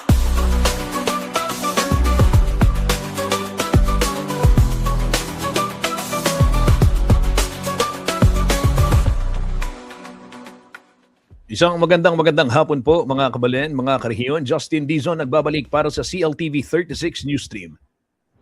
At kanina atin hong napanood. Misplaced na naman yung age. Atin hong napanood itong press briefing ng Malacanang. Opo, kaugnay nitong uplift o yung programa ho ng gobyerno para tugunan itong krisis sa langis at yung matinding epekto nito lalong-lalo na ho sa mga nasa transport sector. Balitang mapagkakatiwalaan, balitang may paggagamitan. Ang pagdidiin ho ng pamahalaan, ang kanilang ginagawa sa kasalukuyan ay yung targeted at inuuna ito hong tinutukoy nila na pinaka nangangailangan. At napag-usapan din yung posibleng epekto nito hong suspensyon ng excise taxes sa langis o yung partikular dito sa LPG at kerosene. At ayon ho sa sa gobyerno ay kanila pang tinutukoy kung ano yung specific programs na tatamaan oras na ito nga makita or maramdaman na yung projected lost doon po sa mga tinatawag na buwis na sususpendihin. Ito yung excise tax nga.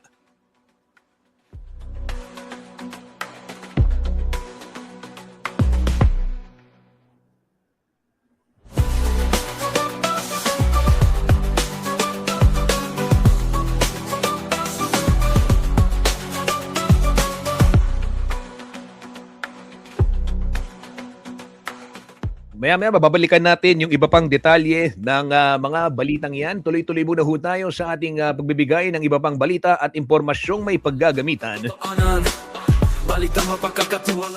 Kabalen, maki-join na ho dito sa ating streaming live ho ito na napapanood at live ngayon sa ating Facebook page at CLTV 36. Live na live din sa ating YouTube channel at CLTV 36 Official. Dito tayo pwedeng magkwentuhan at pwedeng pag-usapan yung yung iba't ibang mga usapin sa ating komunidad. Gaya na lamang ho nitong aking ipapanood na video sa inyo, isang exclusive video na pinagpaalam naman natin sa may-ari dito sa nag-post at sisikapin nating ma-interview siya. Sa kasalukuyan ay naka-duty lamang ho itong ating kabalen, itong ating karehiyon na sangkot ho dito sa nangyaring nakuha na ng camera. Panoorin muna ho natin itong footage na ito ay sa may Phil-Am Friendship Highway. Ito ay malapit lang dyan sa may yung paborito. Dyan sa may yung anong building? Omes Stellar Building, tama ba? Nandyan yung Amber at saka Anytime Fitness. Revive. Dun sa may tama, di ba? Dito ho malapit sa papunta ng intersection ng Kutkut at ng Porac. Porac Angeles intersection. Panoorin ho natin yung video.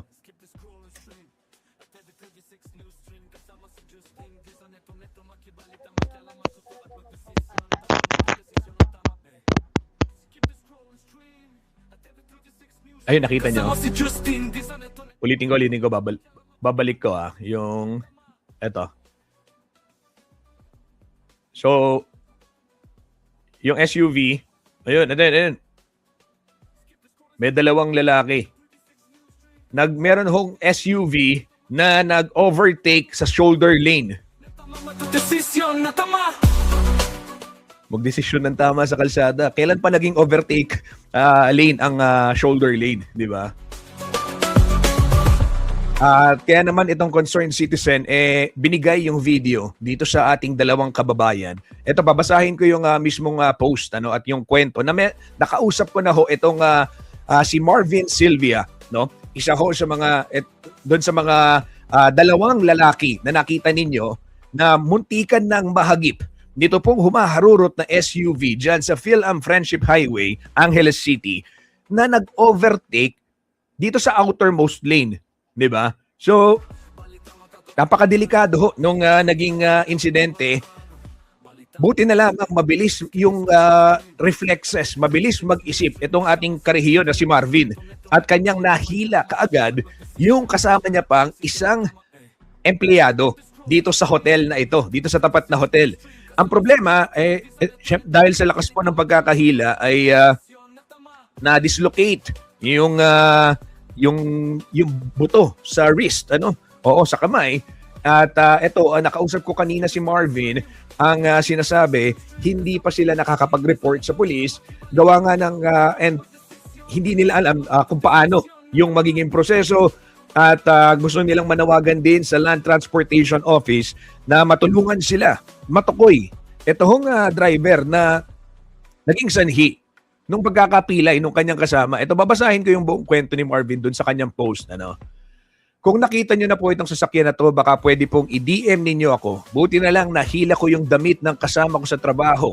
Sa kakahila ko sa kanya, na-dislocate o nawala daw yung buto sa right sleeve hand niya. Mutik kami masagasaan ng SUV. Buti na lang talaga nakatingin ako sa likod ng color orange na sasakyan na nagkusang magbigay ng video. Nakikiusap po kami. Baka pwede pong mahingi makahingi ng tulong sa kahit konting segundo lang para po ma-share ito. Yung plate number NIM 4349. Color white na SUV, Montero Sport. Ayan. And tinag niya yung Angeles City Police at saka yung LTO. So makikita nga yung pinicturean pa niya yung sasakyan. Ito ho, mga karehiyon.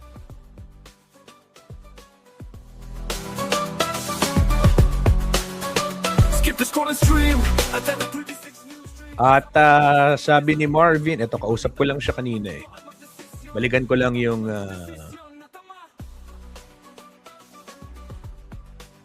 ito. Ayan, sabi niya sa ngayon ayos na sila. Na-trauma lang ng konti. Ayan, salamat po sa pag-aalala, sir. Sabi niya, hindi naman po tama yung ginawa ng driver, sir. Hindi pa po kami makapag-report sa police. Baka po kasi sabihin sa amin na mag-ingat kayo. Mag-ingat lang kayo sa susunod. Hindi po pwede yun. Paano kung nabangga kami, sorry lang po ba yung isasagot? Wala po kaming mahingan ng tulong. Paano po yung proseso? So sabi ko, ikokonekta natin sila sa mga kinaukulan sa local government unit ng Angeles City. Ito, I'm sure nakikinig din ha. Baka pwedeng matulungan yung ating karehiyon na si Marvin Sylvia Jr. Sila ho yung dalawang lalaki na kamuntik nang mabangga nitong humaharurot na SUV matapos mag-overtake sa outermost lane. Dahil na rin sa pagmamadali, dahil nga nakita muntikan ng mahagip, hinila ho ni Marvin yung kanyang kasamahan na siya namang naging dahilan ng dislocation. No? So napilay, nagka-injury. Ito hong ating isang karehiyon dahil na rin sa, I will call this reckless. Totoo naman, reckless naman talaga, di ba? Hindi mo naman pwedeng sabihin hindi reckless ang pag-overtake sa may outermost lane na hindi naman overtaking lane. Ganun lang kasimple. Tingnan niyo ulit yung video.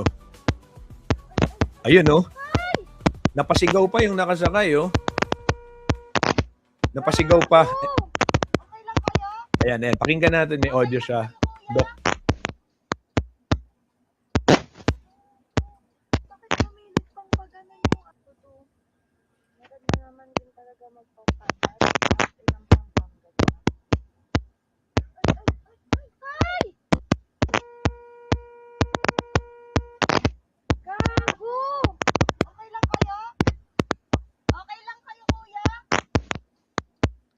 Buti na lamang meron tayong mga kababayan din na handa hong magbigay assistance, handang tumulong dito ho sa ating mga kababayan din na nangangailangan, lalo na sa ganitong insidente. Ayan, pinahiram po yung video. Nangyari ito, batay na rin sa footage. Dito lamang April 12. So nung araw ho yan ng linggo, batay sa footage. And 13:01. So alauna ng hapon nang mangyari ito nitong linggo.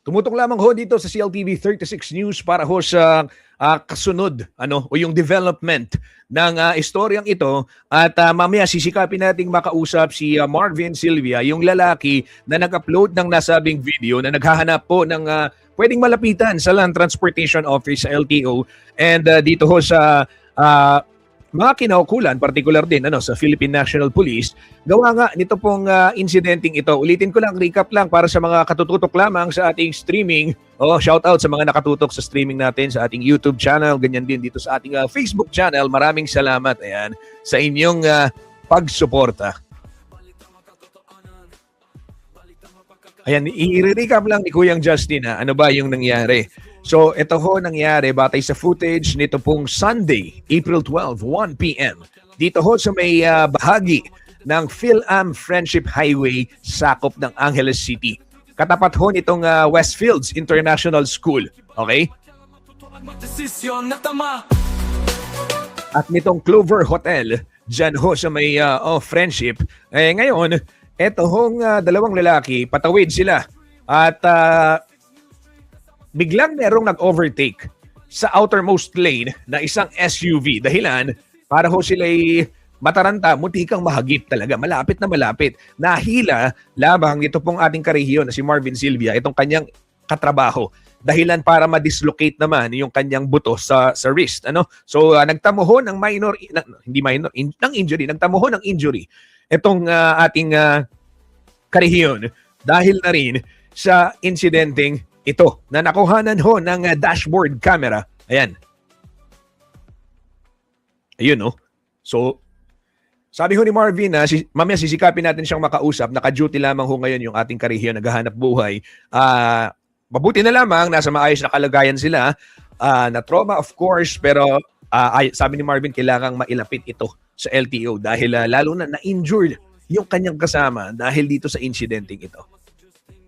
Neto makibalita makialam matuto at magdesisyon tama magdesisyon ang tama Skip the scrolling stream at every 36 news stream kasama si Justin di sa neto makibalita makialam matuto at magdesisyon na tama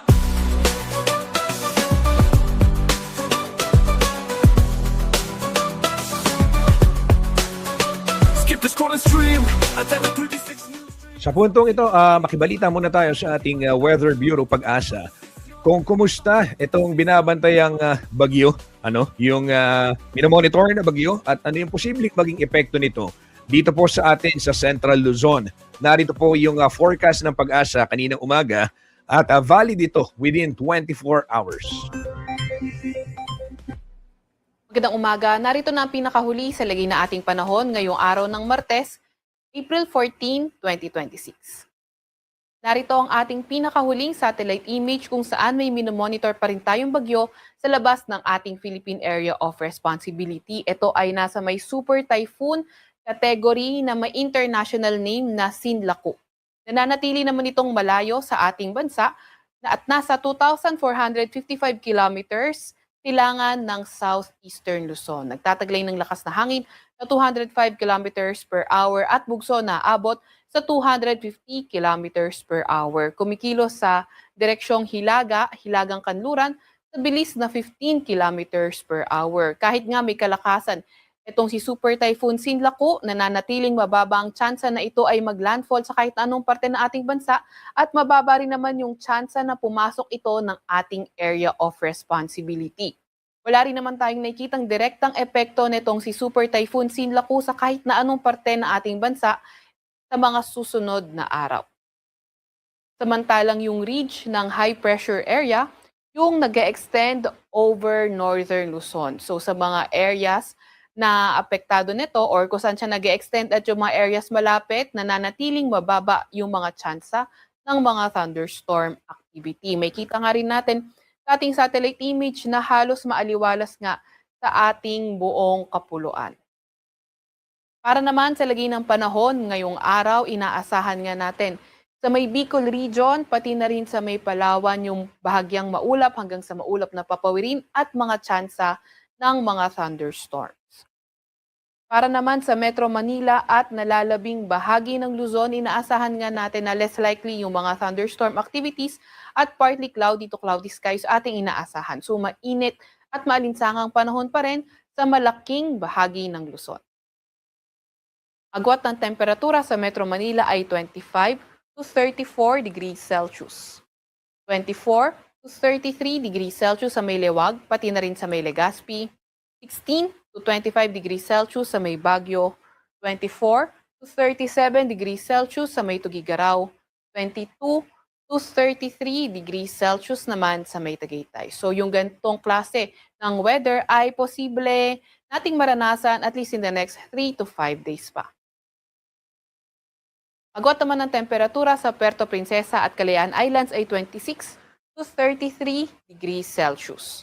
Para naman sa lagay ng panahon sa Visayas at Mindanao, inaasahan pa nga rin natin patuloy yung mainit at malinsangang panahon umaga hanggang tanghali at pagdating ng hapon, tumataas yung mga tsansa ng mga thunderstorm. Yung mga kasamahan natin sa Regional Services Division patuloy na maglalabas ng mga thunderstorm advisory, rainfall advisory o hindi kaya heavy rainfall warning kung kinakailangan.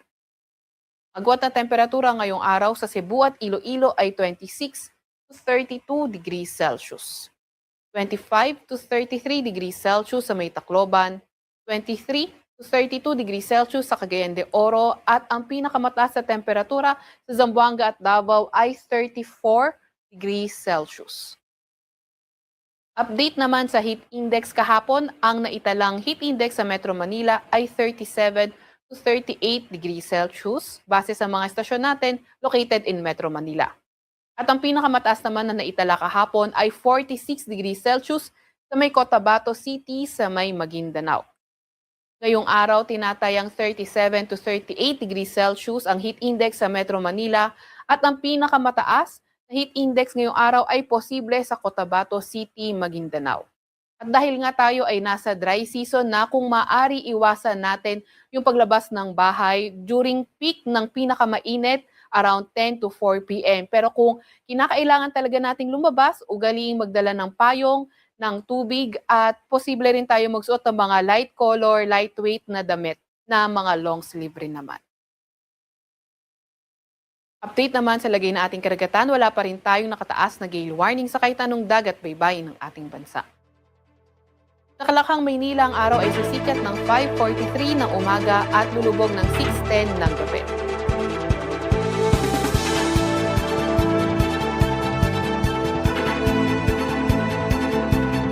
Inyong narinig ang ulat panahon mula sa DOST Pag-asa. Ngayon naman makibalita tayo dito sa lokal. Itong heat index forecast sa ating rehiyon. Ay nawala. Ayan.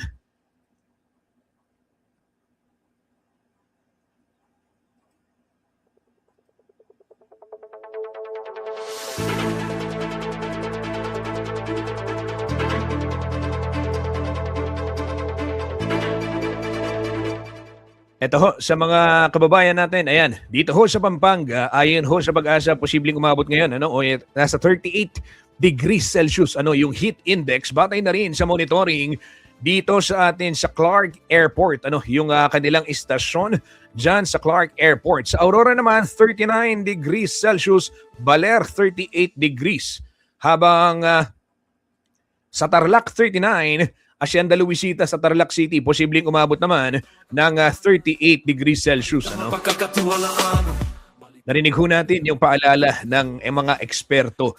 Iwasang lumabas ng katindihan ng sikat ng araw o yung mainit na panahon. 10 a.m. to 4 p.m. yan. Kung hindi naman maiwasan, gawa ng syempre maraming dahilan. Magtatrabaho.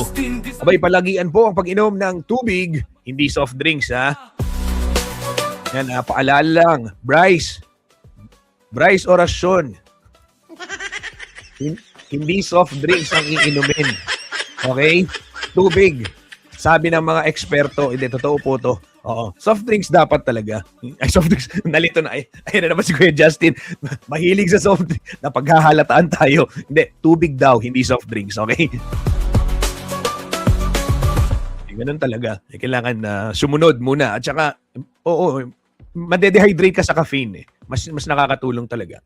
Yung kailangan tubig. Buko juice, masarap. Kaso baka huwag yung masyadong matamis. Pag mga trentahin ka na, pag na-appreciate mo yung pagkain, agad mo sinasabi, masarap, hindi masyadong matamis. Ganyan ko yung mga trentahin, kagaya ko. Pero yun yung mga hinahanap mo sa dessert. Anyway, bakit ko naisip yung dessert? Ayan, yung mga story ho natin dito sa CLTV 36, pinapakita yung mga eksena sa komunidad, sa lokal. Natakam ako dun sa halo-halo sa Madapdap. Ayan, shout out sa mga taga Madapdap at yung mga nag-share ng ating viral video din. Ang viral content sa Kalulot. Ayan. Ayaan nyo, yung mga halo-halo na pinopost natin, isa lang yung gagawin ko dyan. Bibisikletahin ko lahat yan at upang matikman yung masarap na halo-halo.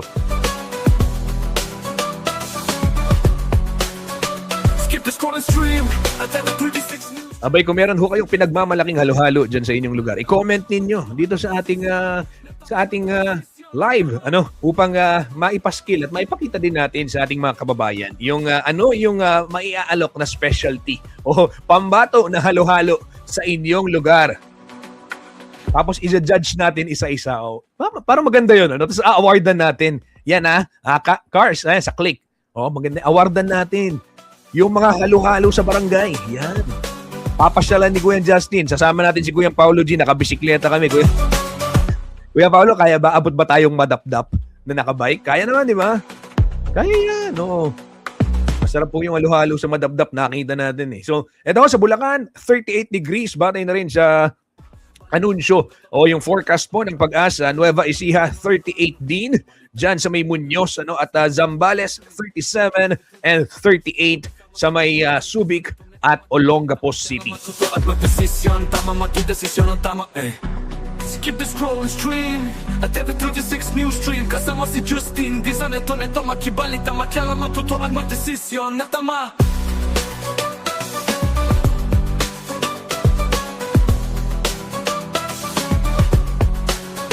Skip the scrolling stream At TV36 News Stream Kasama si Justin Di sa neto makibalita Makyala matuto at magdesisyon na tama magdesisyon na tama Isang takbuhan, isang komunidad, isang layunin. Clark One Big Run 2026 na.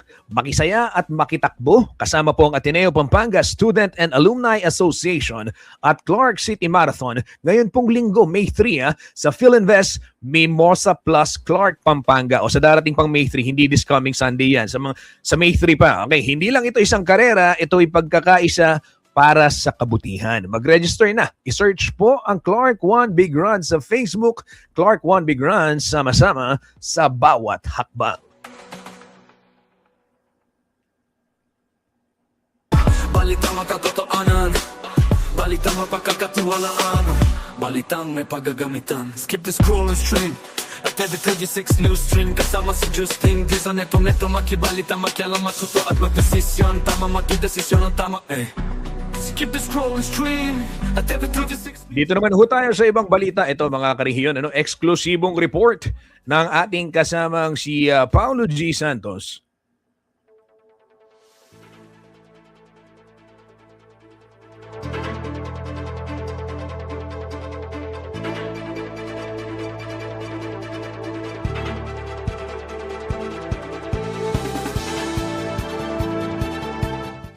Nananatiling walang galaw ang mahigit 200 farm-to-market roads o FMR projects sa Central Luzon na may pondo pong aabot ng 4 billion pesos. Ito po ay kinumpirma ni Department of Agriculture Region 3 Director Eduardo Lapus dahil wala pa rin umanong nagbibid hanggang sa kasalukuyan.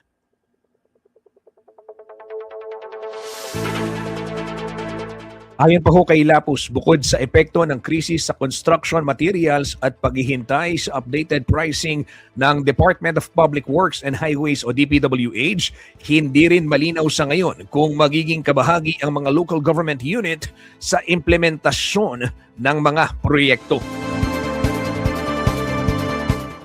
Paliwanag pa niya, wala pang LGU na nagko-commit sa sinasabing 10% counterpart na isa umano sa kinokonsiderang mekanismo sa pagpapatupad ng mga FMR. Dahil dito, hindi pa matiyak kung tuluyang maisasama ang LGU sa implementasyon ng mga proyekto. Samantala, ayon ho kay Pampanga Engineering Office Chief Engineer Noli Pangan, hindi rin malinaw sa kanilang hanay kung saan nanggagaling ang 10% na sinasabing commitment mula po sa local government unit. And I quote, wala pa pong malinaw na polisiya o kasunduan tungkol dyan. Hanggang ngayon, wala pang Memorandum of Agreement o MOA kaya tali ang kamay namin sa implementasyon. Unquote. Ani Pangan, Dagdag niya, hanggat walang malinaw na guidelines at formal na kasunduan, mananatili hong limitado ang galaw ng mga implementing offices sa naturang proyekto. Sa gitna nito, nananatiling usapin kung paano mapapabilis ang rollout ng FMR, mga proyektong kritikal sa mga magsasaka, lalo't hindi pa rin plansyado kung sino ang dapat manguna sa implementasyon. National agencies ba o yung mga local government unit?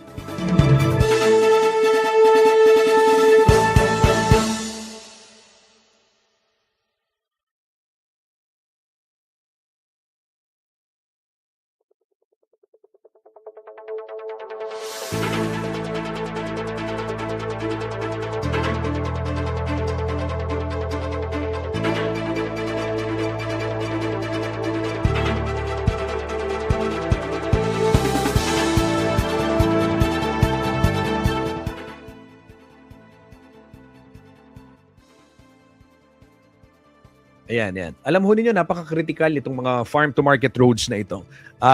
Dahil ito yung inaasahan ng mga magsasaka, ng mga food producers ng ating bansa. Yung mga dakila na magsasaka na sila po nagpapakain sa sambayanang Pilipino na nagbibilad dyan sa init ng araw, nagtsatsaga tuwing babahain dahil sa palpak na flood control project, nasisira rin yung kanilang mga pananim. Di ba? At ngayon ho, ito nga, kinahaharap nila yung hindi magkaunawaan, tinabahan ko yung mic, sorry. Yung hindi magkaunawaan sa guidelines, kung paano, sinasabi ng DA, meron silang hinihintay, and meron 10% na bahagi itong LGU na kailangan gawin, ayon naman sa LGU, hindi nila alam saan galing itong commitment. So, ano ba talaga?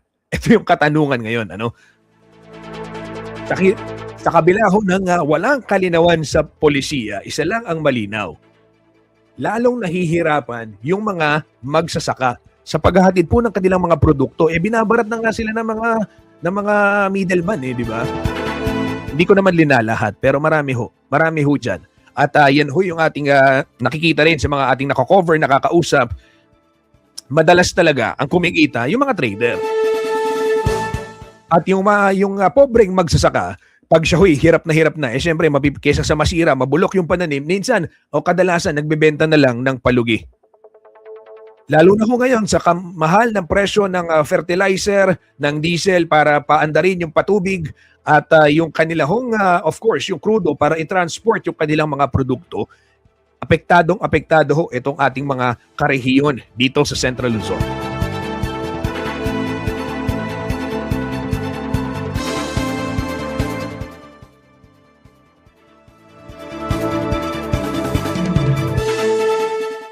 Antabayanan ho ang development ng balitang yan. Tututukan niya ng buong puwersa ng CLTV 36 News kasama si Kuya Paolo G, of course, and Paring Johnny. Ito, nakikita ko si Paring Johnny. Siya yung nagbi-video dito ho sa, anong tawag dito, sa Marangli. Anong pamanaliwaning Marangli ang Taldawa?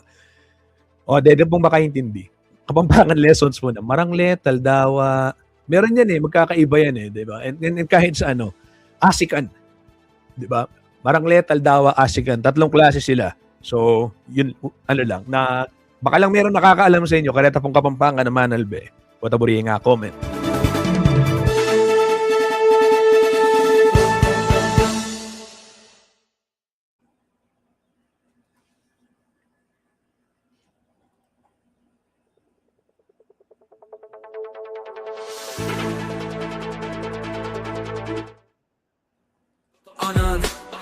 Balitang mapagkakatiwalaan, balitang may paggagamitan. Skip the scroll and stream at every 36 news stream. Kasama si Justin Disa, neto makibalita, makialam, matuto at magdesisyon. Tama magdesisyon ang tama Skip the scroll and stream at every 36 news stream. Kasama si Justin Disa, neto makibalita, makialam, matuto at magdesisyon na tama.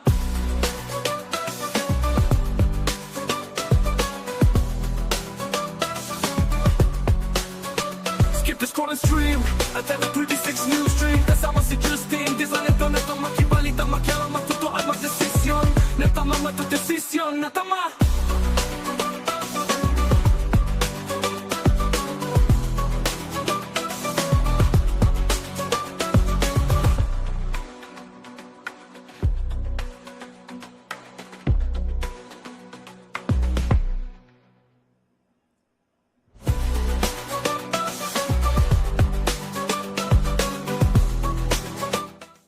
Ongoing pa rin ho ang pagdinig ng House Committee on Justice dito ho sa mga inihaing impeachment complaints laban ho kay Vice President Sara Duterte. At ito ho yung live interpellation dito ho kay Ramil Madriaga na siya hong self-confessed bagman ni Vice President Sara. Kanina nabanggit niya ilan dun sa mga highlights na kanyang ikunento kanina. Yung proseso ng kanilang delivery at kung paano siya ay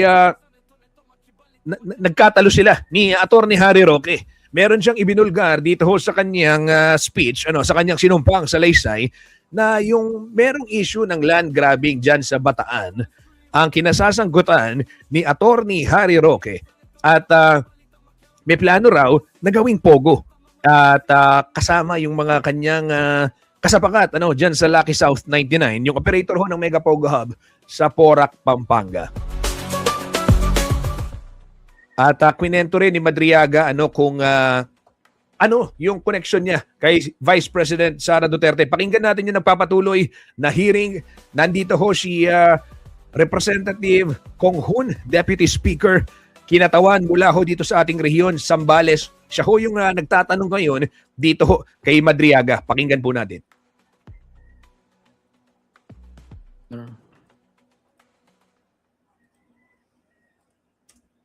I have no more questions, Madam Chair. Maraming salamat.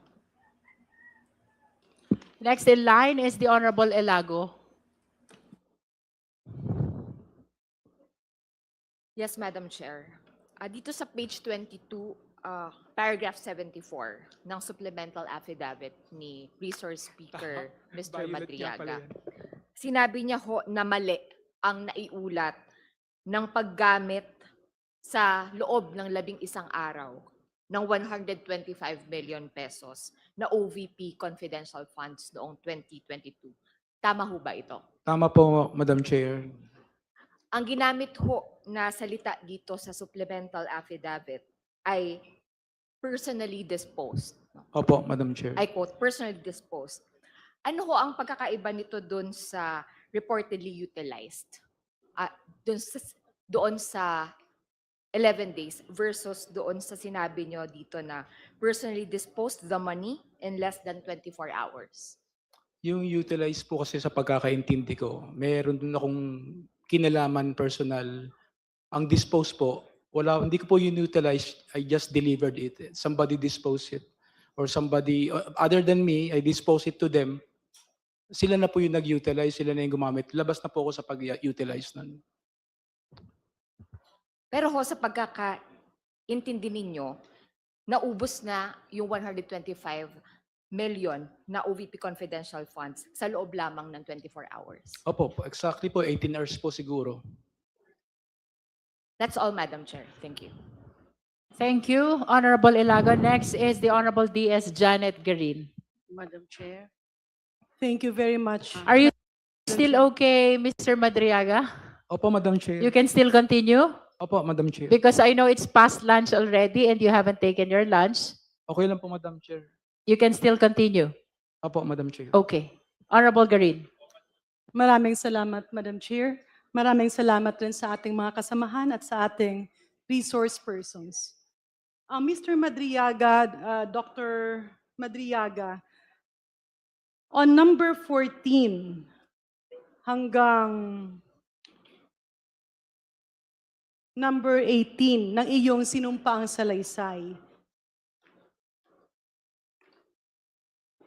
ang nasabi dito, ikaw ay nabigyan ng 25 million pesos ni former President Duterte para bumili ng mga high-end motorcycles. Tama po ba ito?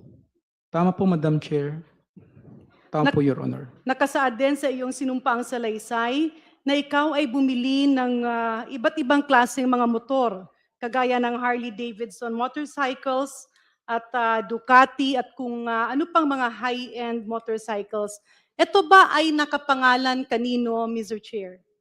Sa pagkakaintindi po, pagkakaalam ko po, sa akin po tsaka sa anak ko.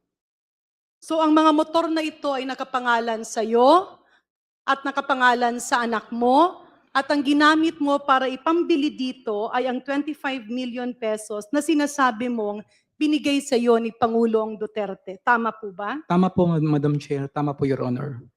Ang mga motor ba na ito pagkatapos mong bilhin ay ginamit mo o hindi? Ginamit ko po mga ilang beses po, Madam Chair.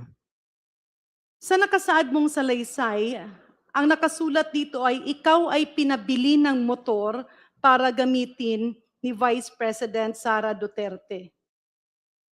Opo, Madam Chair. So ibig sabihin, nabigyan ka ng pera, binili mo, at ginagamit mo jointly with the Vice President Or ikaw yung unang gumamit at pinagamit mo? Ano po ba ang context? Honorable nun? Garin, I have to prevent that question I because that submit- is outside the supplemental affidavit already. I submit, Madam Chair. You Let may me proceed. rephrase my question. Nabigyan ka ng 25 million pesos ayon sa iyong sinumpaang salaysay at binili mo ito ng mga motor. Do I understand it correctly? From number 14 to number 16 of your affidavit na ang binili mong mga motor ay sa pangalan mo pero ginagamit ng ibang tao. Ako po ang gumamit lang, saka po yung anak ko. Okay. Let me move to further questions, Madam Chair. On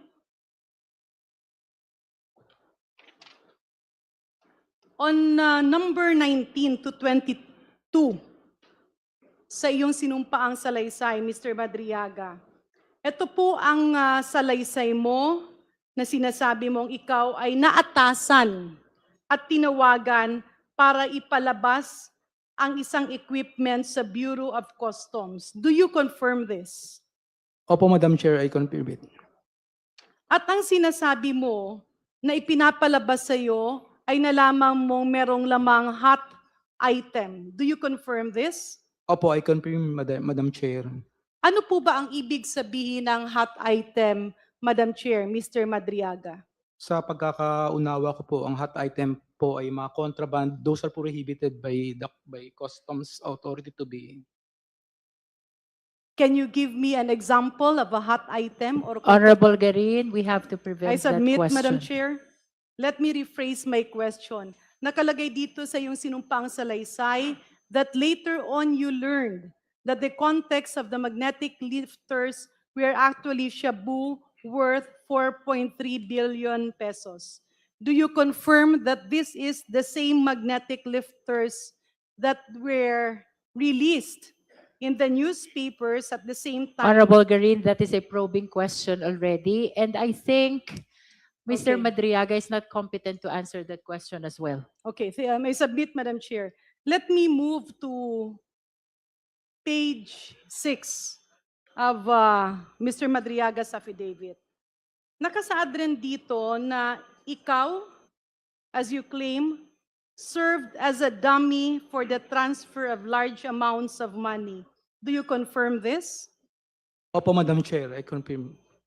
At dito rin sa iyong nakasaad na sinumpaang salaysay, ikaw ay nagsabi ng mga bangko kagaya ng, if I may, Madam Chair, China Bank Legazpi, China Bank Maine, China Bank Ayala, PNB Makati, Anon Bank in Pasig, Anon Bank in Amol in Lubao.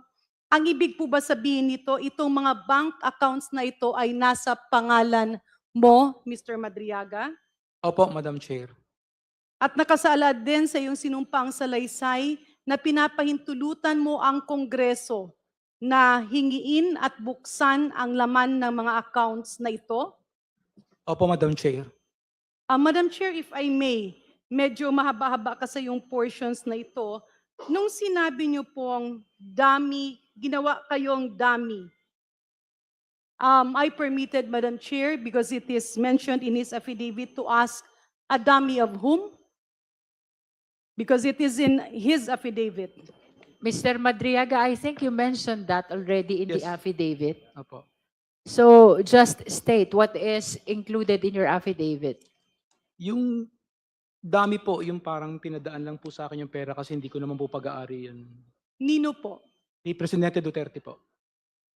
Madam Chair, my next question is something that is quite close to my heart as a medical doctor. Kasi po, pardon me with this, Madam Chair, nung pong panahon ng pandemya, ang isang pabigat sa sambayan ng Pilipino ay yung napakamahal na testing sa Pilipinas na hindi lang isang beses, hindi lang dalawang beses, multiple, even more than 20 times, kung saan ang COVID testing na yan ay naglugmok sa maraming pamilya sa kahirapan.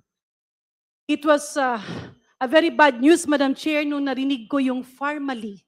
Dahil sa pagkaalala ko nung ito'y iniimbestiga ng Senado, ito ang isa sa mga kumpanya na bumili ng milyon-milyong testing kits na nakaabot ng bilyong-bilyong piso na inutang natin at medyo ako'y nasasaktan, Madam Chair, nang mabasa ko dito sa supplemental affidavit na again, andi dito na naman yung allergic tayong pakinggan. The word formally. Can Mr. Madriaga confirm nang sinasabi niyang formally na kumpanya sa kanyang sinumpaang salaysay is the same company that was investigated by the Senate of the Republic of the Philippines? I think Mr. Madriaga is not competent to answer that, so we will just have to confine to the statement of Mr. Madriaga about the mention of formally in the affidavit. I submit, Madam Chair, in number 38 of his affidavit, he mentioned Lin Wei Xiong, the financial officer of Pharmally Pharmaceuticals, who called him directly to coordinate the turnover of 175 million pesos. Can Mr. Madriaga confirm this? Yes po, Madam Chair. If I may, Madam Chair, dahil nandun sa kanyang affidavit na siya ay natawagan, nakakapag-Tagalog po ba si Mr. Lin Wei Xiong? That is a Mas konti. probing question already, DS Janet Green. Yeah, but Madam Chair, I wanted to establish kasi ito tinawagan at naharap niya. Nonetheless, please confine to what appears in the affidavit. Yeah, it appears in the affidavit, Madam Chair, that Mr. Lin Wei Xiong asked him, where will the money be used? It also appears him that he was told to directly coordinate at mismong nakita niya si Mr. Lin Wei Xiong, whom if I recall is the same person as Mr. Alan Lim during the previous congressional hearings. That's why it's very important, Madam Chair, because this was a question that was left hanging before, whether the communication tool between those involved and that of the Chinese people involved is who. Kaya etong dito, kapag siya'y nakakapag-Tagalog, malamang pong maririnig natin dahil nakaharap ni Mr. Madriaga specifically in delivering 175 million. Honorable Green, that question was left hanging in the Quadcom investigation. This is a different forum, so please confine the clarificatory questions to what already appears in the supplemental affidavit. I lament, but we have to prevent that question. Yeah. Can I be allowed to rephrase, Madam Chair? Nung Yes, siya ba ay please. tinanong, was it in Tagalog or English? That is a similar question. DS Garin, I submit, Madam Chair. Let me please move proceed to the next question. Thank you, Madam Chair. Mr. Madriaga, ang ibig niyo po bang sabihin dito? Kayo ang personal na nakakita na 175 million pesos ang nanggaling sa Pharmally Pharmaceuticals at ibinigay sa inyo para pondohan ang kampanya sa politika. Ang nabigay po sa akin si Lin Wei Xiong, hindi ko po alam kung Parmally po galing yan. Pero sa kanya po galing yung 175 million. At dito po sa inyong affidavit, nakalagay po dito na si Lin Wei Xiong ay ang financial officer ng Pharmally Pharmaceuticals. Apo. Yeah, maybe, Madam Chair, at the proper time or in some other forum, we can subpoena the former Secretary Francisco Duque to shed light As on I this. have said earlier, Thank we you. will defer discussion regarding issuance of additional subpoena. Madam Chair, on page 13 of his affidavit, ang sabi po ni Mr. Madriaga, he membered Michael Yang as together with the mention of the name Lin Wei Xiong.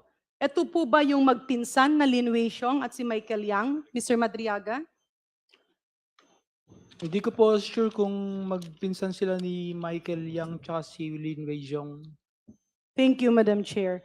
Madam Chair, Madam Chair, if I may, Madam to my Chair. last question. Madam Chair, The Honorable hindi Chua. po nasagot kanina ni Ramil Madriaga yung tanong po ni Congresswoman Janet Garin. What is the question? kung kinukumpirma po ni Ramil Madriaga na ito pong amount na 175 million na binigay po ng Parmali ay ginamit para sa kampanya ng Vice Presidente. Well, the statement is it was given by Lei Wenxiong, who is the financial officer of Pharmally. Opo, Madam Chair. You confirm that? I affirm Okay. it, Madam Chair. So would you like to answer the question? Ang tanong po, itong 175 million na binigay ni Lim Weng Chong ay ginamit para pondo sa kampanya ni Vice Presidente. Opo, Madam Chair. Ayun. So the question has been answered. Any other clarificatory question, DS Garin? Last two questions, Yes, Madam please Chair. proceed.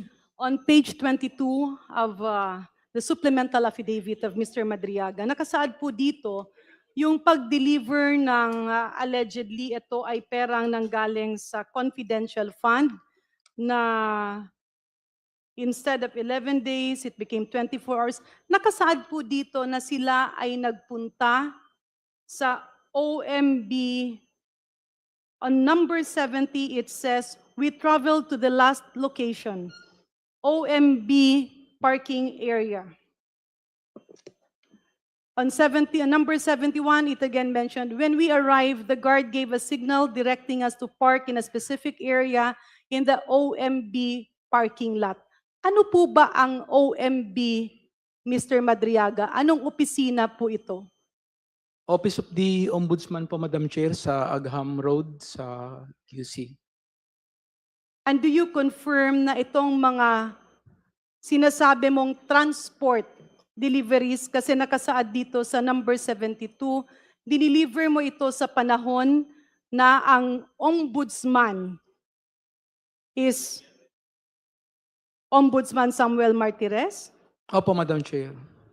Ito ba, because it's mentioned in your affidavit, number 70 to 72, ikaw ay nag-deliver, but there's also a mention of previously and upon direct instructions, you have delivered money to Ombudsman Samuel Martires or Attorney Ryan, which is usually placed inside an open trunk of a designated car. Ang ibig mo po bang sabihin dito ay hindi lang po isang beses na ikaw ay nakapaghatid ng pera sa Ombudsman's office?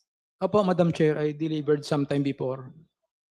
So it's not once, Opo, Madam Chair. more than once, More than once po. more than twice, Yes, Madam Chair. more than I submit, Please, Madam Chair. please. I was just trying to.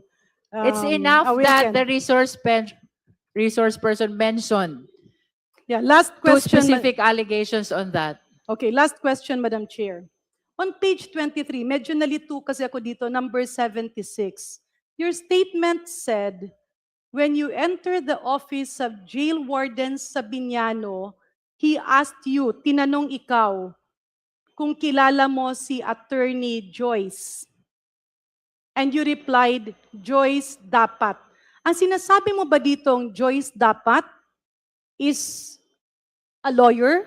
Is Attorney Joyce and Joyce dapat, is Attorney Joyce being referred to by the jail warden and the Joyce dapat being referred to by Mr. Madriaga ay iisang tao lang po, Sir Ram?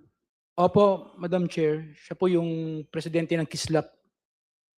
Kaya Can ako you po- say that again? Presidente ng Kislap po. Kislap. Opo. Counterpart po ng ISIP. Joint po kami. All right. Ang You may ano po continue. yung kislap? Kay Inday Sara lilipad ang Pilipinas. Can I hear it again, Madam Chair? Medyo malayo po yung Please say it again. What microphone. is Kislap? Kay Inday Sara lilipad ang Pilipinas. Kay Siya po ang presidente ng si Attorney Joyce dapat. What you are implying is that Attorney Joyce and VP Sara are good friends or magkakilala. They're good friends, Your Honor. You mentioned that in your affidavit already. Yes, more than good friends, I believe. Ano po ang ibig sabihin ng more than good friends? That is a Magkamag-anak? probing question Okay. already, I submit, DS Garin. I submit, Madam Chair. It also mentioned that when you said hello, you recognize the voice of the Vice President. Can you confirm this? Yes, Madam Chair, I confirm. Ibig bang sabihin, maraming beses na niyang narinig ang boses ng Vice Presidente, enough for him to recognize that voice? Whom are you, She is are you referring to you, Mr. Madriaga. Yes, over the phone po, many times. So sigurado po kayo na ang nakausap niyo nung binigay sa iyo ang telepono? He already stated that in his affidavit. Madam Chair, of course, if I may, my very last question. Naiintindihan po natin na medyo mabigat, no, ang supplemental affidavit na binitiwan ni Mr. Madriaga. Meron po bang nagpilit sa iyo o nagbigay ng kung anumang mga promise or pabor before mo ito sinumpaan o isunulat, Mr. Madriaga? Wala po, Madam Chair. Hindi ka po ba napilitan na gawin ang anong komento affidavit na iyong sinabmit? Hindi po ako napilitan, Madam Chair. Wala bang pangakong palayain ka sa kulungan kapalit ng pagtestigo na ginagawa mo ngayon? Hindi po ako humihingi ng anumang kapalit sa paggawa ko ng salaysay ko. Bakit niyo po na desisyonang lumantad at magsalita? Una po, kailangan din pong malaman na ng mga tao yung kalokohan po ni Atty. Roque na pinoproteksyonan ni BP Sara. Yung land grabbing po na yun, maliit na portion lang po yun ang ginagawa nila. Naniniwala po ako sa buong Luzon na marami po, Zambales, Pangasinan, La Union, Cagayan. Kailangan ko na po magsalita para dun sa mga magsasaka. Hindi lang po yung magsasaka ng Maribeles o Bataan, pati po sa iba. Thank you, Madam. Thank you very much, Madam Chair. Maraming salamat, Mr. Madriaga. Maraming salamat sa lahat. Thank you. The next to raise clarificatory questions is the Honorable De Lima. Thank you, Madam Chair. Before I ask my questions, and my questions will be focused only on 3 points because some of the points I needed to raise were already covered by Deputy Speaker Garin. Just a very brief manifestation, a sort of a complement to what was stated by the Vice Chair, Keith Flores, relative to yung credibility. That credibility of witnesses at this point is not really considered yet. Let me point out the case of, I know this very well because I'm the petitioner here, De Lima versus Guerrero. De Lima versus Judge Guerrero, GR number 229781, October 10, 2017. Sabi po ng Korte Suprema, the court clarified that the admissibility of evidence, property value, and the credibility of the witness are matters that are best left to be resolved in a full-blown trial. Dito nga sa kaso na ito, lumampas na po ito sa preliminary investigation. Nandun na po dun sa pag-file namin ng motion to quash. When my lawyers filed a motion to quash in the very first drug trafficking or conspiracy to commit illegal drug trading filed against me, which you know has been dismissed ultimately. But now, that was at that stage, meaning nasa korte na. Pero wala pa yung full-blown trial. Wala pa yung trial on the merits. Lampas na ng preliminary investigation. That was only when my motion to quash was denied by the lower court. So my lawyers went to the Supreme Court. I was questioning the very credibility of those witnesses against me. And the court said very clearly, verily, I quote, the admissibility of evidence, their evidentiary weight, property value, and the credibility of the witness are matters that are best left to be resolved in a full-blown trial. So ibig sabihin, within the context of an impeachment case, nasa Senado na po yung tungkol sa issue of credibility. But syempre, that is really the strict general rule, but hindi naman pwede namang sabihin, hindi pwedeng sabihin na absolute rule na talaga. Kasi lininaw din po sa Navarro versus Cornejo na this is GR number 263329, February 8, 2023. The court cautioned against a mechanical approach, stating that to ignore glaring and manifest inconsistencies would be to abdicate the prosecutor's duty to screen cases properly. take note, ang magiging exception lang na pwedeng i-consider yung issue ng credibility of a witness before us, before these proceedings, which is akin to preliminary investigation kapag glaring and manifest inconsistencies. But balik po tayo sa general rule. So ang nasasabi po sa De Lima versus Judge Guerrero, it establishes that while prosecutors may consider the evidence presented, they are not expected to make definitive credibility determinations at this stage. So yun po, malinaw po yan. That's a Yes. jurisprudential ruling. The committee appreciates the jurisprudence shared by the Honorable De Lima. Thank you, Madam Chair. I proceed to That my... jurisprudence, I believe, involves you as well. Yes, I was the petitioner. in Yes, that as case. the And the Supreme Court accused. dismissed my petition and therefore trial proceeded. Trial What on the is merits. clear is that issues pertaining to credibility of witness from the jurisprudence that was shared must be tackled in the trial of this impeachment complaint. And that should happen in the Senate, not Tam- here in Tama the po yun. Justice Committee. Tama po yun, Madam Chair. 3 points, 3 factual points. I suppose and I hope this will fall within clarificatory questions and not probing questions. Sa simula po ng... Kindly speak closer to the microphone, Honorable De Lima. Thank you, Madam Chair.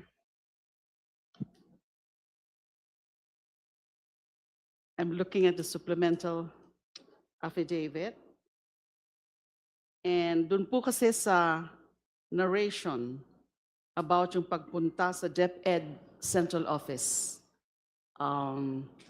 Mr. Madriaga. By the Opo, way, Mr. Madam Madriaga, nice to see you again. Nice to see you po, ma'am. Maraming Again, salamat po. after December 8. Opo, Madam Now, in Chair. fact, noon, at least I can say now na medyo may pagka-relax po kayo ngayon because Opo. what I recall is that nung una kayo nakausap ng December 8, haggard na haggard po kayo. At Opo. meron din mga punto doon na nakita kong nagiging teary-eyed kayo nung kausap ko po kayo. Opo, Okay, Madam so Chair. my question. Doon sa pagpunta sa DepEd Central Office, yung sabi nyo nga po, under paragraph 60, at around past 3 or 4 p.m., 2 government vehicles with red plates entered the DepEd compound, and then Colonel Nolasco told me, ayan na, ayan na. Colonel Lachica appeared the lady who I later learned to be Special Disbursement Officer, SDO Gina Acosta. Now, sabi niyo po, at that point, di niyo pa alam na siya si Gina Acosta. Opo, Madam Chair. Pero subsequently, nalaman niyo po na siya si Gina Acosta. Opo, Madam Chair. Kung magpapakita po tayo ng photo sa Gina Acosta, ma-identify niyo po kaya siya? Maalala niyo pa po siya? Siguro po, Madam Chair. Siguro. Honorable De Lima, I lament that showing picture will entail probing already I the submit. statement of the resource person. I submit, Madam Chair.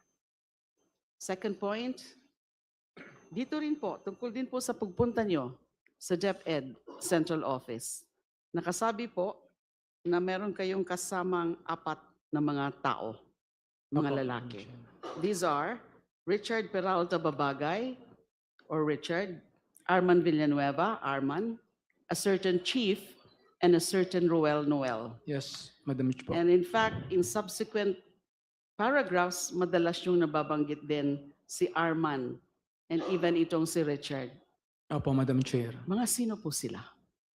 Si Richard po, yung kasama ko sa Board of Director ng EC Pilipinas. Si Arman naman po, may sarili siyang security agency na nagpo-provide ng mga protection agents. At sino naman po itong a certain chief? Dati po siyang sundalo.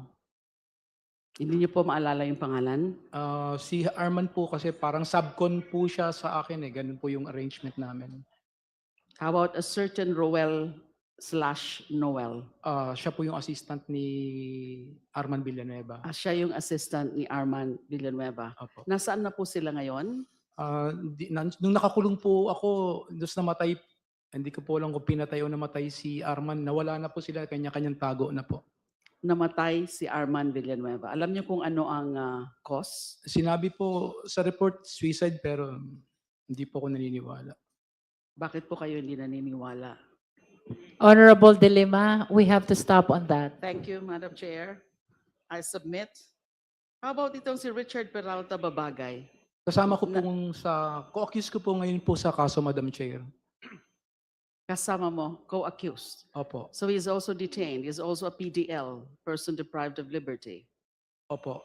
Siya po yung nasa gitna namin ni BP Sara nung inabot yung plug. Siya po yung nasa gitna namin, dalawa. Nakapiit o nakakulong din po ba siya sa BJMP facility? Opo, kasama ko po, Madam at Chair. Bagong Diwa, Taguig City? Opo, kasama ko po.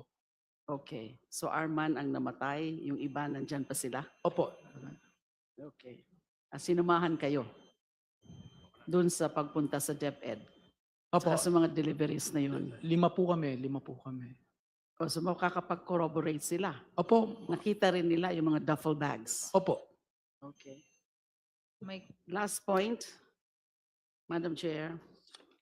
Proceed, Honorable De Lima. Paragraph 80. Pakita ho natin ang paragraph 80 of the supplemental affidavit. Secretariat. Can we please. flash paragraph 18 of the supplemental 80. affidavit? 80, Madam Chair. 80. 80. Paragraph 80. Yes, Madam Chair.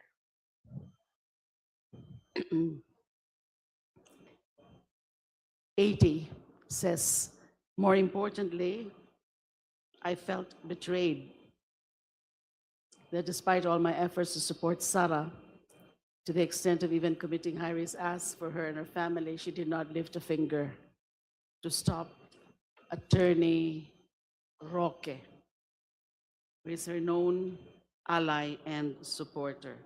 So na makikita po dito so you felt betrayed dahil hindi Opo, kayo Madam tinulungan Opo, Madam Chair. nung kinasuhan na kayo ni Attorney Roque. Opo, Madam Chair. So ito ho ba ay pwede ho ba nating masabi na galit kayo kay BP Sara? Honorable De Lima, I think that's probing already. Thank you. That's all I have. Thank you very much. Thank you, Honorable De Lima. Now we proceed with the Honorable Ko. Thank you, Madam Chair. Para din po sa kapakanan ng publiko, gusto ko sanang matanong kung nagkaroon na po ba ng pagkakataon si Mr. Madriaga na i-total ang lahat ng mga amounts na ina-allege po niya sa kanyang affidavit and supplemental affidavit. Bali sa pagkakaalam natin, ito yung naaalala niya na nahawakan niya, may instruction sa kanya na i-receive or i-disburse. Meron po ba na kayong chance na matotal? Tinry ko po kasing i-total. Tapos gusto ko lang pong ipadaan sa inyo kung naaalala nyo or nagkaroon na po kayo ng chance na lahat ng mga inallege ninyong amounts, na total nyo na po ba lahat? Meron po akong total dati pero depende po kung anong pick up po, kung para saan. O kung labas po ng bansa, o kung ipapaabot lang, o para sa amin sa isip. Nag-focus po ko yung para lang sa amin sa isip during the campaign. Okay. Ano po yung naaalala nyo na total? Nasa na 1 nasabi billion, nyo? nasa 1 billion din po. Nasa 1 billion. Okay. For the interest of the public, Madam Chair, gusto ko rin pong i-run down lahat ng amounts na inallege, kung aari po. We proceed. That is by way of your manifestation. So Yes. long as all the informations, the statements that you will be making are contained as well in the supplemental affidavit. Yes. You may proceed. Thank you, Madam Chair. And in every step naman po ay ipo-point out natin kung anong paragraph po nakalagay sa supplemental and original affidavit ni Mr. Madriaga. So dito po according to paragraph 10, merong 250,000 at siguro po una pong clarification, meron pong amounts in the supplemental and the original affidavit that hindi po saklaw or hindi po in relation to VP Sara but to PRRD. Tama po ba, Mr. Madriaga? Tama po, Madam Chair. Okay. Madam Chair, for example, paragraph 10 of the supplemental affidavit points out ang una niyang nakuha sa pagsimula ng relasyon nila with PRRD ay isang 150,000 and isang 100,000. So 250,000 in total. Tama po. Then, in paragraph 14, may marireceive na 25 million, no, sometime in 2021, para po sa kampanya ng ISIP. Tama po ba? Tama po. And Subsequently, ginamit to para pambili ng iba't ibang mga kagamitan. No? May dalawang Harley Davidson motorcycles, may dalawang Ducati motorcycles, may 7 Yamaha motorcycles para po sa mga miyembro ng ISIP. Tama po ba? Tama po, Madam Chair. Meron din po, subsequently, nagsabi na bank accounts na hindi nyo na din masabi kung ano talaga ang mga nag-pass through na cash. Tama po ba? Tama po, Madam Chair. Pero po, may na-flag siya na three instances, 3 separate occasions na may 100 million pesos na ipipick up in relation sa mga accounts ninyo. Tama po? Opo. Okay. Then meron din po dalawang manager's checks na inattach niya rin po as annexes. Yung isa, 84,200,000. Yung isa, 4,800,000. This is paragraph 27 of the supplemental affidavit. Tama po? Tama po, Madam Chair. Okay. Then meron din po last, no, mga tuloy-tuloy na efforts na magkampanya yung ISIP. Meron pong 175,000, no, from na Million po, 175 million according to paragraph 38 from Lin Wei Xiong. Tama po? Opo, tama po. And then lastly, merong 100 million from Maestrado Lim, paragraph 42. Tama po. Okay. Other than this, no, meron din pong na point out sa original affidavit, no. This is 1 billion, paragraph 22, first quarter ng February 2020, no, to be picked up at Jollibee Kamuning, Quezon City. Tama po? Tama po, Madam 1 Chair. billion ito. Separate po ito doon sa kung ano yung nakalagay sa supplemental affidavit. No.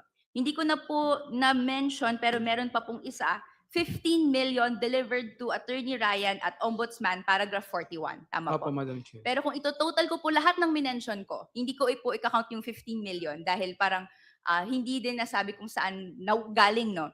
That is 1,689,250,000 na dumaloy sa kamay po ni Mr. Madriaga at the instruction of PRRD. Ang iilan dito para po sa benefit ni VP Sara Duterte and her campaign. Tama po ba? Tama po. And hindi pa po kasama dito yung nakalagay sa original affidavit na dito po niya sinasabi na may direct instruction si VP Sara Duterte and her team na i-handle niya. Specifically, yung na-exhaust na po sa other questions, yung 125 million pesos in 4 separate bags, each containing 30 to 35 million pesos. Tama po ba? Tama po, Madam Chair. Yan po. And then lastly, 80 million pesos around the same time. This is in paragraph 19 of the original affidavit, instructed by Colonel Nolasco. Tama po ba? Tama po, Madam Chair. Clarificatory question po in this particular paragraph. Bakit po stinate nyo sa affidavit itong 80 million na ito? Bakit po? Pakiulit po. Bakit po ninyo sinulat? No? Bakit nyo inulat ito sa affidavit ninyo na may 80 million pesos na binigay sa inyo si Colonel Nolasco? Ito po yung sa first affidavit ko. Yes po, sa first affidavit ninyo. Dineliver ko po yun. Kinuha ko po yun, dineliver ko sa Mega Mall sa 3rd floor, building A. Tapos may kumuha lang po. At the instruction of Colonel Nolasco, tama po ba? Opo. Okay po. Sinabi niyo po dito around the same period. Bago po kasi itong paragraph na ito, yung mga earlier paragraphs ba tungkol doon sa confidential funds. Pwede po bang maklarify dito kung kailan po ba itong instruction na ibigay sa inyo? November or December po yan. November or Same December period of... po pa. Ayun, bali last quarter po ng 2022. Okay, last quarter of 2022. Okay. Kung ito total naman po lahat ng mga amounts na may dumaloy na instruction as alleged po ni Mr. Madriaga kay VP Sara Duterte and her team through Colonel Nolasco, ang total po niyan ay 205 million pesos. And it was during her incumbency as the Vice President. So, malaking amount po ito, not an amount to scoff at, no. ilang mga classrooms ba? Ito na po, manifestation ko na po to, Chair. 500 classrooms ang kaya magawa ng 125 million. Kung nakapeg nga po ay 250,000 per classroom.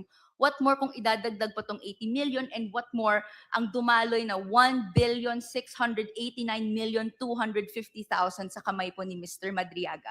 And this is not even accounting lahat po ng pera na dumaloy sa kanyang accounts, and hindi po niya maalala dahil hindi po nakalagay po dito sa affidavit. So, siguro yun po ang gusto kong clarifications na gusto i-make as to the amounts, no? My next set of questions, relation na lang po doon sa land grabbing case. To clarify first preliminarily, Madam Chair, nasa records na po natin yung letter na sinulat po ni Mr. Madriaga kay Honorable Laila De Lima. Am I correct, Madam Chair? Can I hear it again? Just to clarify, kasama na po ba sa records natin at pwedeng matanong kay Mr. Madriaga yung tungkol sa contents ng kanyang handwritten letter kay Honorable No. Laila De Lima? No, not No. yet. Okay. So far, what has been received by the committee secretary is the first affidavit and the supplemental affidavit. Okay, then I will confine my questions in relation to the land grabbing. So, na-mention niya po sa affidavit. Yes, but let me remind the justice members that the court allowed Madriaga to attend the hearing only until 4 o'clock in the afternoon.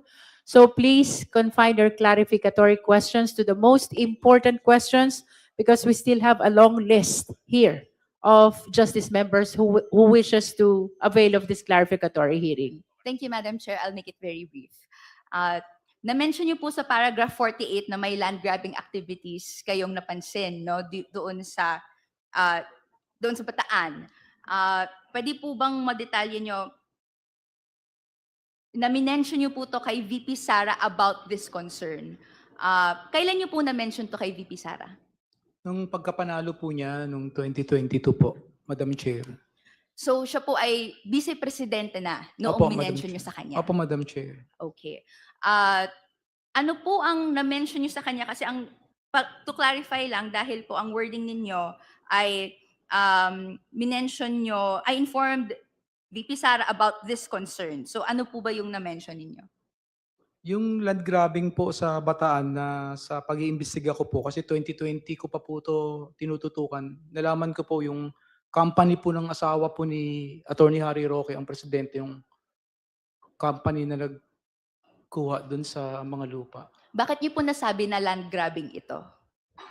Bale, yung mga lupa po na yun, hindi naman po binibenta yun ng mga magsasaka eh. Yung iba po doon na naklowa na iba, wala pang walang pera, kaya hindi pa nakukuha yung klowa, nagbabayad pa sila sa land bank.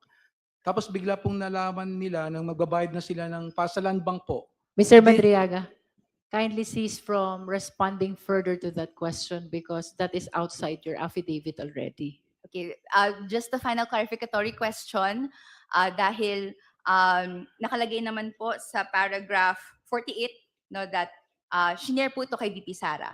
Opo. And according to your affidavit, nung minention nyo na ang involved ay First Bataan Mariveles Holding Corporation, ang involved sa dinescribe yung land grabbing incidents, she told you that she cannot do anything and she will no longer meet with a group of farmers. Tama Opo. po ba yun? Tama po, Madam Chair. Here ends my clarificatory questions, and my last manifestation would be, dahil ito po ay naging acts doon sa saklaw niya bilang pagka-vice-presidente, may consider sana ng House Committee on Justice yung ginawa po, and ang incident na nire-report sa atin, may issue of quote-unquote land grabbing, no, na VP Sara said she cannot do anything about nung nalaman niya po kung sino yung kumpanyang involved. That is all, Madam Chair. You concluded already.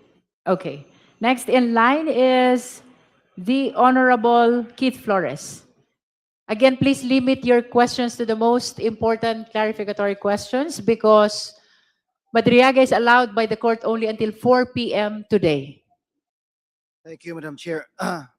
Mr. Mariaga, can you go to paragraph 71 of your supplemental affidavit? This paragraph 71, dinidescribe mo dito kung paano nyo dineliver tong 2 bags of money, no? na sabi mo na iniwan sa sasakyan. Tama ba? Opo. Left in a car? Opo. Can you answer to the mic, please? Paragraph 71 po.